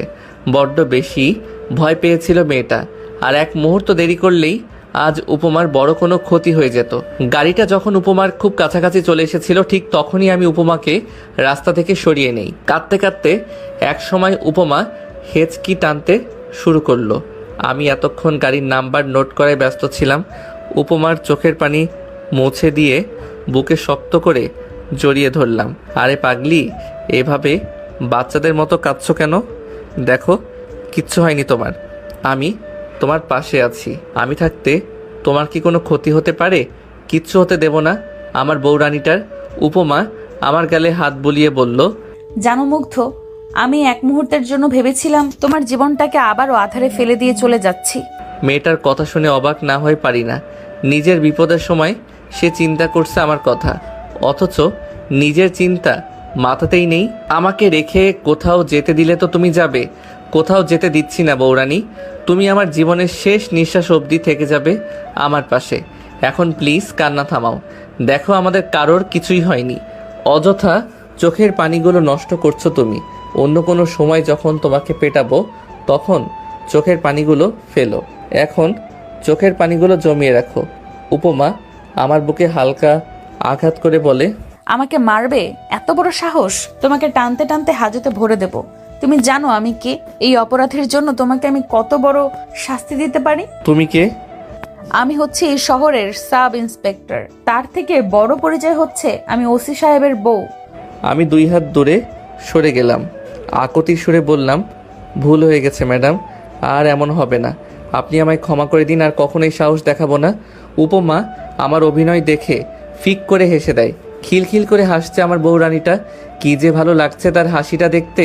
হয়েছে, এখন আমাকে কোলে নিয়ে বাসায় চলো, তাহলেই আর শাস্তি পেতে হবে না। অজ্ঞতা বউকে আবার কোলে নিয়ে হাঁটা ধরি বাসার পথে। বাসায় এসে দুজনে ফ্রেশ হয়ে বিছানায় বসলাম। পকেট থেকে ফোনটা বের করে কনস্টেবলকে কল করি। আসসালামু আলাইকুম স্যার। স্যার, এই সময় আমাকে কল দিলেন? ওয়ালাইকুম আসসালাম। তোমার একটা কাজ আছে। তোমাকে একটা গাড়ির নাম্বার দিচ্ছি, খোঁজ করে দেখো কার গাড়ি, আর দেখা পেলেই থানায় নিয়ে আসবে। ওকে, নাম্বারটা দিলাম। ঠিক আছে স্যার, আমি দেখছি। ফোনটা পাশে রেখে উপমার হাতটা আমার হাতের মুঠোয় নিয়ে ওর দিকে তাকালাম। মেয়েটির মুখে এখনো ভয়ের ছাপ স্পষ্ট দেখা যাচ্ছে। ওর মুখে হাত বুলিয়ে বলি, এখনো ভয় পাচ্ছ? এতটা ভয় পেলে চলবে? তুমি তো একজন সাহসী পুলিশ অফিসার, তোমাকে এভাবে ভয় পাওয়া মানায় না। উপমা আবারও 2 ফোঁটা পানি ফেললো। ভয় আর কি নিজের জন্য হচ্ছে, ভয় হয় তোমায় নিয়ে। একবার তো সামলে নিয়েছো, তখন তো আমি সাহায্য করেছিলাম, কিন্তু এবার যদি আমি হারিয়ে যাই তাহলে তোমার কি হবে? উপমার চোখের পানি মুছে দিলাম। তুমি শুধু শুধু এসব ফালতু চিন্তা করছো। তোমার কি হবে? হ্যাঁ, কিচ্ছু হবে না তোমার। আমার মনে হয় এটা একটা ইচ্ছাকৃত ষড়যন্ত্র। কিভাবে বুঝলে? আমি প্রথমে ভেবেছিলাম গাড়িটা ব্রেক ফেল করেছে, কিন্তু পরে যখন দেখলাম গাড়িটা সম্পূর্ণ নিয়ন্ত্রণে রয়েছে, তখন আর বুঝতে বাকি রইল না এটা তোমাকে মারার একটা পরিকল্পনা। আমি কার কি ক্ষতি করেছি যে আমায় মারবে? পুলিশ জয়েন করার পর তো কোনো অপরাধীকেও ধরিনি, তাহলে আমাকে মারার মতো কে থাকবে? আমি যেটা আন্দাজ করছি, যদি সেটা হয় তাহলে একদম শেষ করে ফেলবো তাকে। কাকে শেষ করবা তুমি? বাদ দাও, এখন ঘুমাবে চলো। উপমা আহ্লাদি কণ্ঠে বলল। আজকে রাতে কেউ ঘুমায়, আমাকে আদর করবা না? উপমার কপাল থেকে কয়েকটা চুল সরিয়ে দিয়ে বললাম, আজ তোমার উপর অনেক ধকল গেছে, এখন একটু বিশ্রাম করো। আদর তো সারা জীবনই করতে পারবো। উপমা ভেংচি কেটে বলল, বিয়ের আগে কত চাপাবাজি, আমাকে দেখলে রোম্যান্স করতে ইচ্ছে করে, এটা করতে ইচ্ছে করে, ওটা করতে ইচ্ছে করে। এখন নেতিয়ে পড়েছে। বাপরে, মেয়ে তো দেখি সাংঘাতিক। আমার পুরুষত্বের দিকে আঙুল তুলেছে, এটা তো মেনে নেওয়া যায় না। মুহূর্তের মধ্যেই উপমাকে বিছানায় চেপে ধরে ঠোঁটে মুখে ইচ্ছে মতো আদর করতে লাগলাম। তারপর দীর্ঘ সময় নিয়ে একটা ওয়ানডে ম্যাচ খেললাম। যা ডোজ দিয়েছি তাতে মনে হয় না উপমা বিছানা থেকে উঠে হাঁটতে পারবে। এদিকে উপমা শুধু ফুঁসছে, বেচারি কিছু বলতেও পারছে না। হা হা হা, বেশি ভাব নিতে গিয়ে ফাটা বাঁশের চিপায় পড়ছে। শয়তান, খবিস, হনুমান, গন্ডার, জিরাফ, লেজকাটা বানর, আদর করতে বলেছি বলে এভাবে? এখন আমি হাঁটবো কিভাবে? তোমার ঘাড়ে চেপে সারা দুনিয়া ঘুরবো বলে দিলাম। ছেলেদের পুরুষত্বের দিকে আঙুল তুললে ছেলেরা এতটাই ক্ষেপে যায়। তোমাকে আমি পুলিশে দেব। এই মেয়ে কথায় কথায় শুধু পুলিশের ভয় দেখায়। ওর মাথার তার কি ঢিলে হয়ে গেছে? হয়েছে, এবার ঘুমাও, অনেক রাত হয়েছে। আসো, তোমাকে নিয়ে বুকে ঘুমাবো। না, আমি তোমার বুকে ঘুমাবো না। বলেই উল্টো পাশ হয়ে শুয়ে পড়ে। ওকে ভয় না দেখালে হবে না। বলি, মনে কি ভয় ডর বলতে কিছু নেই? ওয়ানডে ম্যাচ খেললাম, এবার কিন্তু টেস্ট ম্যাচ খেলবো। বলতে দেরি, কিন্তু বুকে মুখ লুকাতে দেরি হলো না। পাগলিটার পাগলামি দেখতেই ভালো লাগে। একটু পর বুকে পিঁপড়ে কামড়ানোর মতো ব্যথা পাচ্ছি। তাকিয়ে দেখি উপমা আমার বুকে কামড় বসিয়েছে। ওকে মুখ বরাবর তুললাম। খানিকটা সময় দুজন দুজনের চোখের দিকে তাকিয়ে রইলাম। তারপর উপমার ঠোঁটে আলতো করে ঠোঁট ছোঁয়ালাম। কিছুটা সময় অতিবাহিত হওয়ার পর বুকে শক্ত করে জড়িয়ে ধরে বললাম, এখন আর দুষ্টুমি নয় বউরানী, এবার ঘুমাও, না হলে আমি রেগে যাব। বলে কপালে আরও একটা আদর দিলাম। এবার আমার বউরানীটা একটু শান্ত হলো। ওর মাথায় হাত বুলিয়ে দিতে শুরু করি। এরপর আস্তে আস্তে দুজনেই হারিয়ে গেলাম ঘুম রাজ্যের অতল গহ্বরে। অতীতকে অতীতই থাকতে দিন। একে মনে করে নিজের জীবনটাকে বিষাক্ত করবেন না। নিজের অতীত বর্তমান জীবনসঙ্গীকে বলবেন না। সে যদি আপনার জন্য পারফেক্ট না হয়, সে যদি আপনাকে বুঝতে না পারে, তাহলে দেখবেন কোনো একদিন সে আপনার অতীত তুলে খোঁটা দিতে ভুলবে না। কি দরকার নিজের অতীতকে টেনে আনার? অতীতটা লুকিয়ে যদি জীবনটা সুখের হয় তাহলে ক্ষতি কি? সবাই তো আর উপমা নয় যে আপনাকে আপনার মতো করে বুঝবে। আর একটা কথা, সবসময় আফসোস করে এমন মেয়ে কখনো বিয়ে করবেন না। তাহলে জীবনে সুখী তো হতে পারবেনই না, উল্টো জীবনটা জাহান্নামে পরিণত হবে। আমাদের বিয়ে উপলক্ষে ছুটি দিয়েছে, তাই কয়েকদিন ডিউটিতে যাব না। বিয়ের 2 দিন পরে সকালে নাস্তা করেছিলাম, তখনই কনস্টেবলের কল। স্যার, সবকিছু জানা গেছে, কে এইসবের মূল্যে রয়েছে, আর সেই গাড়ির ড্রাইভার এখন হাজতে। ও টাকা নিয়ে মানুষ খুন করে। কার কাজ এটা? ওর কথা শুনে আমার মাথায় আগুন জ্বলে উঠল। একটা মানুষ এতটা নিকৃষ্ট কিভাবে হতে পারে? আমিও থানায় গিয়ে নিশ্চিত হয়ে নিলাম। তারপর বাসায় এসে উপমার হাত ধরে নিয়ে এসে গাড়িতে বসিয়ে চালাতে শুরু করলাম। সে হাজারবার জিজ্ঞেস করছে, আমরা কোথায় যাচ্ছি? কোনো কথার জবাব না দিয়ে চুপ রইলাম। উপমার বাবার বাসায় বসে আছি। আমার পাশে উপমা বসে আছে এবং সামনে শ্বশুর শাশুড়ি। শাশুড়ি বললে ভুল হবে, তিনি একজন অমানুষ। সবাই অধীর আগ্রহ নিয়ে বসে আছে আমি কিছু বলবো বলে। আমি শুধু চেষ্টা করছি নিজের রাগটাকে নিয়ন্ত্রণে রাখতে। একসময় উপমা বলেই ফেললো, কি হয়েছে মুগ্ধ? তুমি এইভাবে আমাকে না বলে বাবার বাসায় নিয়ে এসেছো কেন? আর বাবা মাকে সামনে বসিয়ে রেখেছো, কিছুই বলছো না যে? এবার শ্বশুর মশাইও বলে ওঠে, জামাই বাবাজি, তোমাকে চিন্তিত মনে হচ্ছে, আর তোমার মুখ দেখে বোঝা যাচ্ছে তুমি রেগে আছো। কি হয়েছে বাবা, বলো আমাকে। আমার মেয়ে কি কোনো অপরাধ করেছে? আমি একবার উপমার দিকে তাকিয়ে দৃষ্টি সরিয়ে শ্বশুর মশাইয়ের দিকে তাকালাম। সুষ্ঠুভাবে বললাম, অপরাধ আপনার মেয়ে নয়, করেছে আপনার ঘরের বউ। আমার মুখে এই ধরনের বাক্য শুনে সবাই কিঞ্চিত অবাক হয়েছে বটে। শ্বশুর মশাই হয়তো ভাবতে শুরু করেছে ছেলেটার বিয়ে হতে না হতে বেয়াদবি শুরু করেছে। উপমা আমার হাত টেনে বলল, এইসব কি যাতা বলছো মুগ্ধ? উনি আমার মা হয়, আর সম্পর্কে তোমার শাশুড়ি হয়, আর শাশুড়ির সঙ্গে এভাবে কেউ কথা বলে? উপমার দিকে তাকিয়ে একটা মুচকি হাসি উপহার দিলাম। মেয়েটা বড্ড অভিনয় করতে জানে।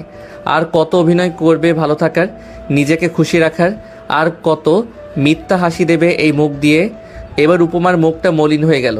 শ্বশুর মশাই আমার কথার আগাগোড়া কিছুই বুঝতে না পেরে জিজ্ঞেস করলো, তুমি কি বলছো? আমি তো কিছুই বুঝতে পারছি না বাবা। এবার শ্বশুরের দিকে এগিয়ে গেলাম। মেয়েকে জন্ম দিয়ে নিজের দায়িত্বটা গুটিয়ে নিয়েছেন। দিন শেষে যখন বাড়ি ফিরতেন তখন কি একবারের জন্যেও মেয়েটার ঘরে গিয়ে জিজ্ঞেস করছেন, মা আজ তোর দিনটা কেমন কাটলো, ঠিক মতো খাবার খেয়েছিস তো? জিজ্ঞেস করেছিলেন কখনো? আমার সম্মানিত শ্বশুর মাথাটা নিচু করে নিলেন।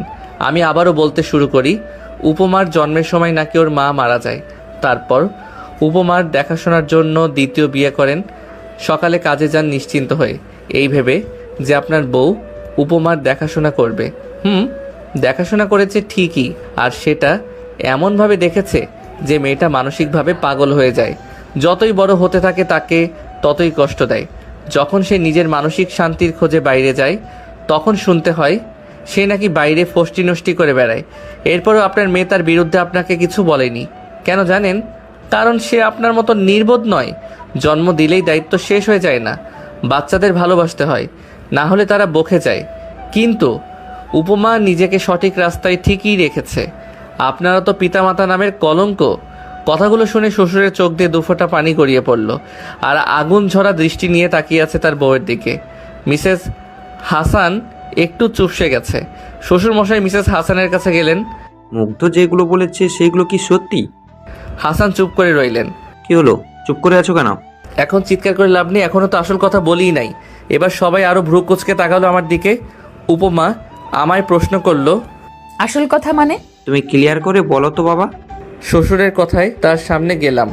আমাদের বাসরাতে আপনার মেয়ের ইচ্ছে ছিল তাকে নিয়ে বাইরে হাঁটতে, গিয়েও ছিলাম। আর সেখানেই উপমাকে মারার চেষ্টা করে গাড়ি চাপা দিয়ে সেটার কেউ নয়, করেছে আপনার স্ত্রী। শুধুমাত্র আপনি আপনার সম্পত্তি আপনার মেয়ের নামে দিয়েছেন বলে। আমার কথা শুনে সবাই অবাকের চরম পর্যায়ে পৌঁছে যায়। সঙ্গে সঙ্গে মিস্টার হাসান মিসেস হাসানকে সর্বশক্তি দিয়ে একটা থাপ্পড় মারে। টাল সামলাতে না পেরে মেঝেতে পড়ে গেলেন। উপমা দৌড়ে গিয়ে মিসেস হাসানকে তুললেন। বাবা, এটা কি করছো তুমি? এটা অনেক আগেই করা উচিত ছিল আমার। টাকার লোভ মানুষকে এতটা নিচে নামাতে পারে, আমার ভাবতেই ঘৃণা হচ্ছে। মিসেস হাসানের প্রতি এই ব্যবহারে আমার এতটুকু খারাপ লাগছে না। আমি আরও তার সামনে গিয়ে বললাম, আপনার ভাগ্য ভালো যে উপমার কোনো ক্ষতি হয়নি, তাই শুধুমাত্র শাশুড়ি বলে ছেড়ে দিলাম। আর যদি উপমার শরীরে এতটুকু আঁচড় লাগতো না, তাহলে ভুলে যেতাম আমি আইনের লোক, নিজ হাতে আপনাকে মেরে ফেলতাম। আর পরবর্তী সময়ে যদি এই ভুল করার চেষ্টাও করেন, তাহলে আমার থেকে নিকৃষ্ট আর কেউ হবে না। আমার এই ভয়ঙ্কর রূপ দেখে মিসেস হাসান এবং উপমা দুজনেই ভয় পেল। উপমা আমার কাছে এসে আমার দুই চোয়ালে হাত রেখে বলল, প্লিজ তুমি শান্ত হও, দেখো আমার তো কিছুই হয়নি। উপমার কাজ জড়িয়ে ধরে শ্বশুরকে বললাম, বাবা, আপনার যা সম্পত্তি আছে সব আপনার স্ত্রীকে দিয়ে দিন। দুজনে চাকরি করি, আলহামদুলিল্লাহ সুখেই কাটাতে পারবো আমাদের জীবন। আর শাশুড়ি মা, আপনাকে বলছি, মানুষকে কিভাবে ভালোবাসতে হয় সেটা আপনার মেয়েকে দেখে শিখে নিন। আপনি তাকে এত কষ্ট দেওয়ার পরেও সে আপনাকে শ্রদ্ধা করতে ভুলেনি, নীরবে ভালোবেসে গেছে। যখন চলে আসতে যাব তখনই উপমা আমাকে টেনে ধরে। পিছনে তাকিয়ে দেখি শাশুড়ি মা উপমার পা জড়িয়ে ধরেছে আর হাউমাউ করে কাঁদতে শুরু করেছে। মা, তুই আমাকে ক্ষমা করে দে, বিশ্বাস কর আমি টাকার লোভে অন্ধ হয়ে গিয়েছিলাম। তুই আমাকে ক্ষমা না করলে তোর বাবা আমাকে বাড়ি থেকে বের করে দেবে। তার চোখ দিয়ে অনর্গল পানি গড়িয়েই চলেছে। উপমা জানে এখন তার প্রতি সহানুভূতি দেখালে আমি রেগে যাব, তাই সে আমার দিকে তাকালো মায়া ভরা দৃষ্টি নিয়ে। আমিও ইশারায় বললাম, তাকে সামলে নাও। উপমা আমার অনুমতি পেয়ে মিসেস হাসানকে তুলে বুকে জড়িয়ে নিল। মানুষ ভুল করতেই পারে, সেটা হোক বড় বা ছোট ভুল। প্রতিশোধ না নিয়ে ক্ষমা করে দিন, দেখবেন আপনার প্রতিপক্ষ নিজেই লজ্জিত হয়ে যাবে। আপনি যদি তার সাথে লড়াই না করেন তাহলে সে জিতবে কিভাবে? আর যদি লড়াই না হয় তাহলে সে একা একা কিভাবে লড়াই করবে? সে যদি চেয়েও লড়াই করতে না পারে তাহলে সে নিজেই লজ্জিত হয়ে যাবে। হার মেনে নিতে বাধ্য সে। সেখান থেকে বেরিয়ে বাড়ি আসছিলাম, মাঝ রাস্তায় একটা অ্যাক্সিডেন্ট হয়। ভিড় ঠেলে গিয়ে দেখলাম আর কেউ নয়, দুর্ঘটনা হয়েছে আমার ভাইয়ের সাথে। রক্তাক্ত অবস্থায় পড়ে রয়েছে রাস্তায়, অথচ আশেপাশের লোকজন তামাশা দেখতে ব্যস্ত। কেউ কেউ করছে ভিডিও, আবার কেউ গেছে লাইভে। ভাই, আমাদের সমাজটা এমনই, তাদেরকে আপনার বিপদে পাশে পাবেন না, পাবেন সুখের সময়। ভাইয়া আমাকে দেখে হাত দিয়ে ইশারা করলো, হয়তো ডাকছে। আমি সব রাগ অভিমান ছেড়ে ফেলে দৌড়ে গেলাম ভাইয়ের কাছে। তার মাথাটা আমার কোলে তুলে নিলাম। ভাইয়া আমার হাত দুটো মুঠো করে নিয়ে ভাঙা কণ্ঠে অনেক কথা বলল। ভাইয়ার কথা শুনে আমার কলিজাটা ফেটে যাচ্ছে। পৃথিবীটা শুধু ঘুরছে। শিখা আমার জন্য নিজের জীবনটা এভাবে শেষ করে দিল, আর আমি স্বার্থপরের মতো তাকে একলা ফেলে চলে এসেছিলাম। ভাইয়ার মৃতদেহটা আমার কোলে। তার মৃত্যুর আগে আমাকে কিছু কথা বলে গিয়েছে, যেগুলো শুনে আমার শরীরের প্রতিটি পশম দাঁড়িয়ে গেছে। তার কথাগুলো ছিল, ভাই, আমাকে তুই ক্ষমা করে দিস। তোর উপর অনেক অন্যায় করেছি আমি, জানি আল্লাহ আমাকে ক্ষমা করবে না। তুই দয়া করে আমাকে ক্ষমা করে দিস। আমি তোকে মায়ের ভালোবাসা থেকে বঞ্চিত করেছি, তোর জীবনটাও শেষ করে দিয়েছি আমি। এই অপরাধের ক্ষমা হবে কি না জানি না। শিখা তোর সাথে কখনো অভিনয় করেনি, আমি তাকে অভিনয় করতে বাধ্য করেছি। মেয়েটা তোকে সত্যি ভালোবাসে রে ভাই। আজ আমার কারণে তোদের এই বিচ্ছেদ। তুই দয়া করে শিখার সাথে দেখা কর, ওর অবস্থা খুবই খারাপ। শিখা তোকে ঠকায়নি, সে তোর সুখের জন্য, তোর ভালোর জন্য নিজের জীবনটা জাহান্নামে পরিণত করেছে। ভাইয়ার কথা বলতে কষ্ট হচ্ছে, তবু সে কথা বলেই যাচ্ছে।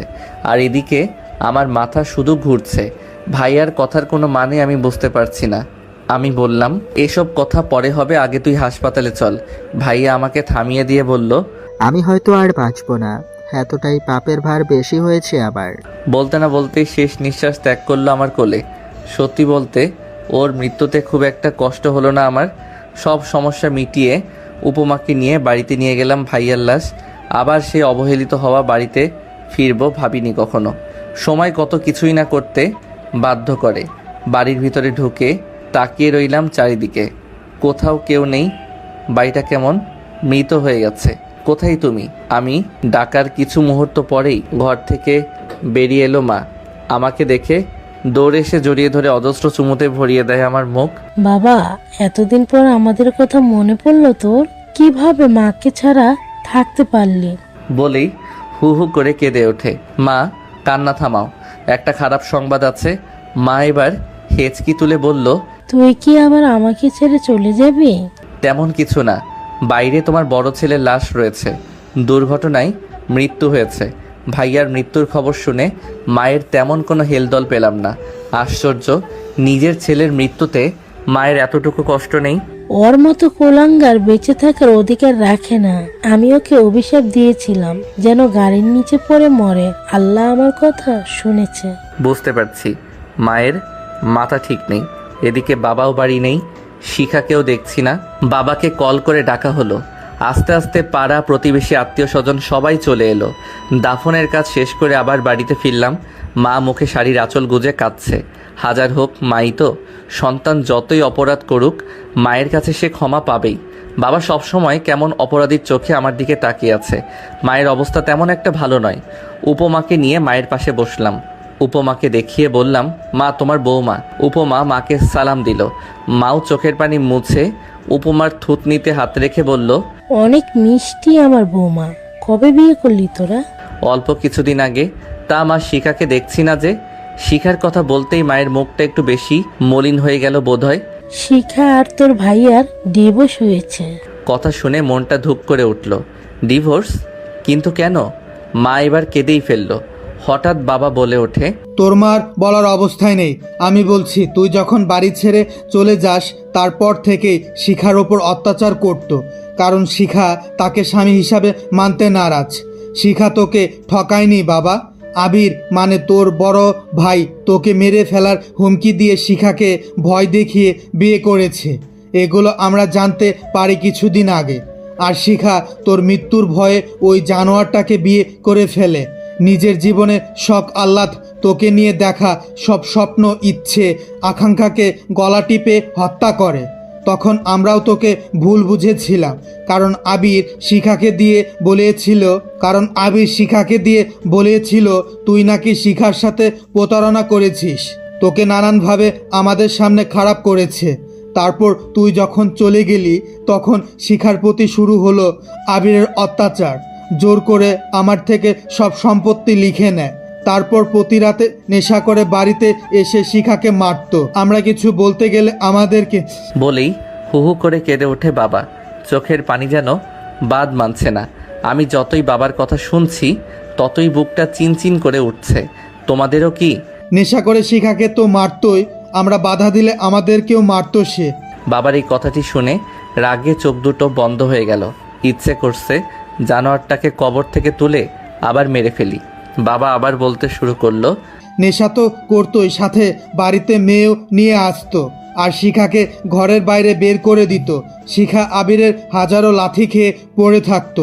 একটা সময় আমরা সবাই মিলে ওদের ডিভোর্স করিয়ে দেই। মেয়েটা প্রায় মরতে বসেছিল। প্রতি রাতে তোর ছবি জড়িয়ে ধরে অঝোর ধারায় কান্না করতো।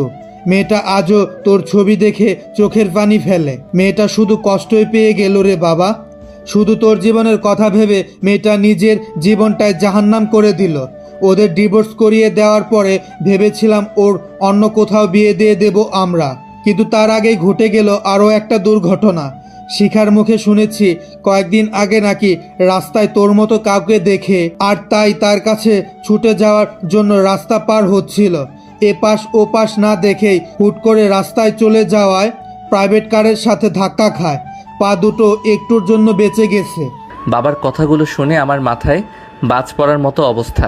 হঠাৎ খেয়াল করলাম গাল দুটো ভিজে গেছে। আজ চোখ দুটো বেইমানি করছে নিজের সাথে। যাকে ভুল বুঝে দূরে চলে গেলাম সেই কিনা আমার জন্য এত কিছু। উপমার দিকে তাকিয়ে দেখি উপমা ও নীরবে চোখের পানি ফেলছে। একটা মানুষ কতটা ভালোবাসলে তার ভালোবাসার মানুষের জন্য নিজের জীবনটা এভাবে বিষিয়ে তুলতে পারে। আমি আর সেখানে না থেকে নিজের সেই অযত্নে রেখে যাওয়া ঘরে গেলাম। ঘরটা এখনও ঠিক আগের মতোই রয়েছে। দেয়ালে চারিদিকে আমার আর শিখার ছবি টাঙানো। শিখার সাথে কাটানো সব মুহূর্তগুলো এই 4 দেয়ালে টাঙানো রয়েছে। ভেবেছিলাম ছবিগুলো হয়তো থাকবে না। এখন আর বুঝতে বাকি নেই, যেদিন এই বাড়ি ছেড়ে চলে গিয়েছিলাম সেদিন কেন শিখা চোখের পানি ফেলেছিল নিঃশব্দে। হয়তো সে চেয়েছিল আমি তাকে যেন একা করে চলে না যাই। আমি হয়তো তাকে ভালোবাসতেই পারিনি, তা না হলে তার চোখের ভাষা বুঝতে পারিনি কিভাবে আমি এতটাই স্বার্থপর হয়েছিলাম সেদিন। একটু পর উপমা আমার পাশে এসে বসে। সেও অবাক হয়ে তাকিয়ে রয়েছে দেয়ালের দিকে। আমার কাঁধে হাত রেখে বলে, এভাবে ভেঙে পড়ছো কেন? সময় আর পরিস্থিতি যতই খারাপ হোক না কেন, নিজের অবস্থানটাকে ঠিক রেখে পরিস্থিতির মোকাবেলা করতে হবে।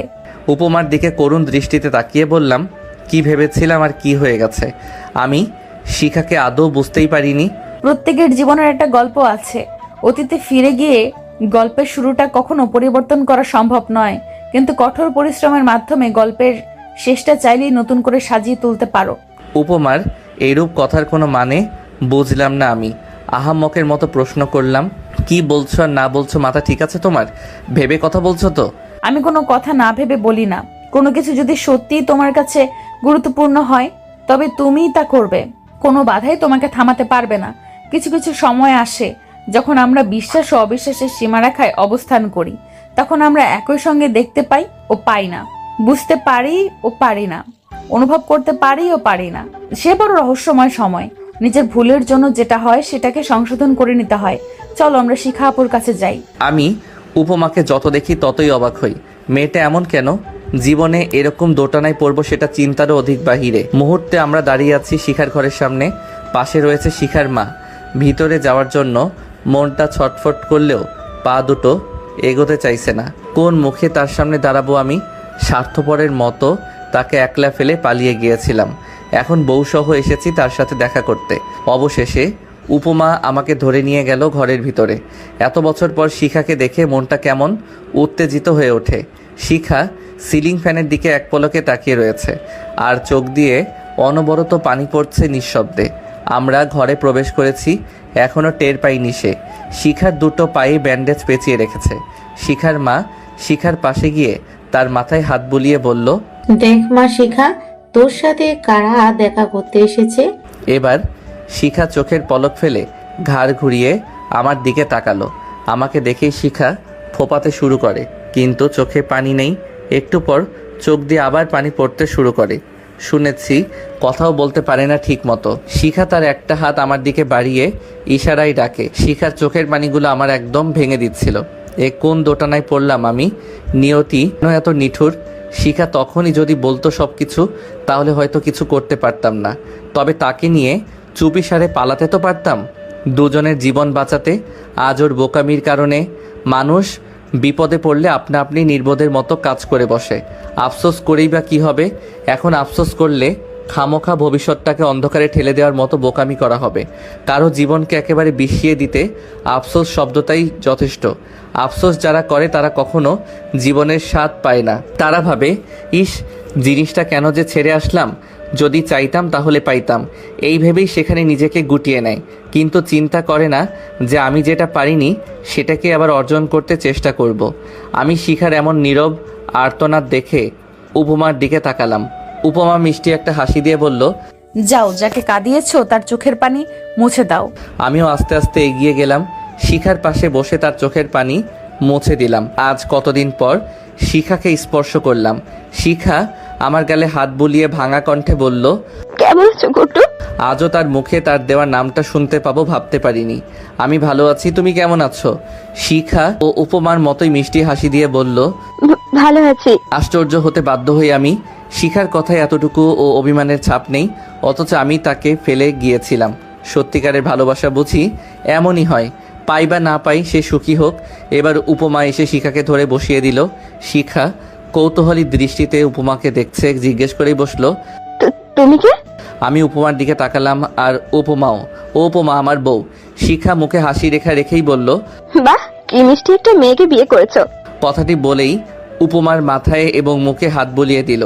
শিখা আবারও বলে ওঠে, শোনো বোন, মুগ্ধর মতো সুন্দর মনের মানুষ খুব কম পাবে। ও যাকে ভালোবাসে তাকে একেবারে মনের গভীর থেকে ভালোবাসে। আমার মতো ওকে কখনো কষ্ট দিও না।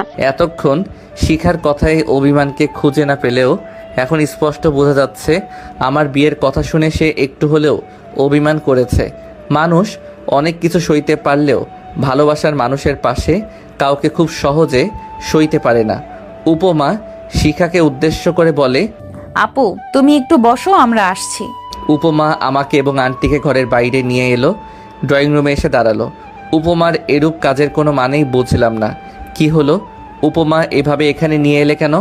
বলছি। আচ্ছা আন্টি, আপনি বলেন তো শিখা আপুর জন্য ছেলে দেখেছেন? আন্টি উপমার কথায় একটা দীর্ঘশ্বাস ছাড়লো। এসেছিল দুটো সম্বন্ধ, কিন্তু ভাঙা পা দেখে মুখ ফিরিয়ে নিয়েছে। আর তাছাড়া আমিও চাই না আর কোথাও বিয়ে দিতে। এমনিতে মেয়েটা আমার মৃত্যুর সঙ্গে লড়াই করছে প্রতিনিয়ত। তার উপর যদি ওকে আবার বিয়ে দিই, সেখানে যে ওকে কষ্ট দেবে না তার কোনো নিশ্চয়তা নেই মা। আন্টি আমি একটা সিদ্ধান্ত নিয়েছি, যদি আপনার আপত্তি না থাকে তাহলে বলতে পারি। হ্যাঁ বলো। আমি আসলে চাচ্ছি আমি আর শিখা আপু একসঙ্গে থাকতে।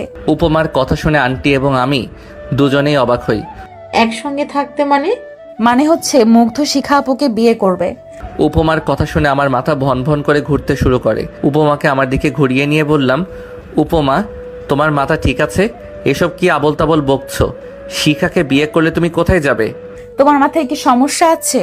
আমি কখন বললাম কোথাও যাব? বলেছি একসঙ্গে থাকবো। আর যেই মানুষটা শুধুমাত্র তোমার জন্য নিজের জীবনটা শেষ করে দিল, তাকে বিয়ে করতে তোমাকে হবেই। আমি এখন শিখা আপুর চোখে তোমার জন্য ভালোবাসা দেখেছি। কিন্তু উপমা। কোনো কিন্তু নয়। যেখানে আমার আপত্তি নেই সেখানে তুমি আপত্তি করছো কেন? আন্টি আপনার কি আপত্তি আছে? আন্টি একটা হাসি দেয়। আমি জানি মুগ্ধ অনেক একটা ভালো ছেলে, ওর কাছে গেলে আমার মেয়েটা অনেক ভালো থাকবে। কিন্তু আমি জেনে শুনে তোমাদের সংসারটাকে এভাবে নষ্ট হয়ে যেতে দিতে পারি না। আন্টি আপনি একদম চিন্তা করবেন না, আমরা দুই বোন মিলেমিশে থাকবো, এইটুকু বিশ্বাস আপনি আমার উপর রাখুন। স্বামীর ভাগ যখন দিতে পারছি তখন মিলেমিশেও থাকতে পারবো। আর বাকি রইল মুগ্ধ, ওর কথার ধার কে ধারে? বেশি তেরামি করলে সোজা হাজতে ঢুকিয়ে দেব। বাহ, পরিস্থিতি যেমনই হোক উপমার ফাপড়ের ঠেলায় হাসি আসতে বাধ্য। শিখার দেখাশোনা করবে কে তাহলে? তাদের কথার মাঝে আমি প্রশ্নটি করলাম। উপমা স্বাভাবিকভাবে উত্তর দিল, আমি হ্যাঁ চাকরি ছেড়ে দেব। ছোটবেলা থেকেই তো একাকিত্বের সময় পার করেছি, এখন থেকে না হয় শিখা আপুর সাথে সময় কাটালাম। তুমি যতই বলো না কেন আমি কোনো কথাই শুনছি না। আজ তোমার জন্য শিখা আপুর এই অবস্থা।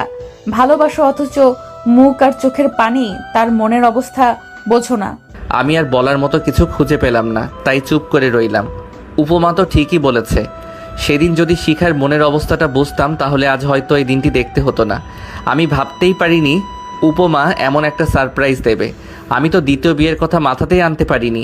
আর সেখানে উপমা নিজেই জোর করছে আমাকে। অজ্ঞতা শিখার সাথে আমার বিয়ে হয়। উপমা নিজে দাঁড়িয়ে থেকে আমাদের বিয়ে দেয়। মেয়েটা বড় অদ্ভুত, সবসময় মানুষের কথাই ভাবে।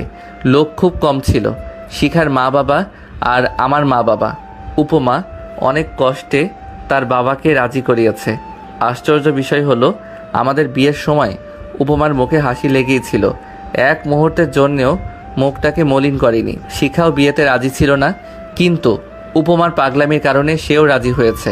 যাক, এখন একটু হলেও নিজের ভুলের বোঝা কমে গেল। আমাদের বেডরুমেই শিখাকে নিয়ে গেছে উপমা। শিখা হাঁটতে পারে না, ওকে ধরে হাঁটতে হয়। আহ কি শান্তি, কি শান্তি। দুটো বউ, আজও একটা বিরিয়ানির প্যাকেট সঙ্গে নিয়ে ঢুকলাম। শিখা আর উপমা দুজনকেই খাইয়ে দিলাম। শিখাকে ধরে বসে আছে উপমা।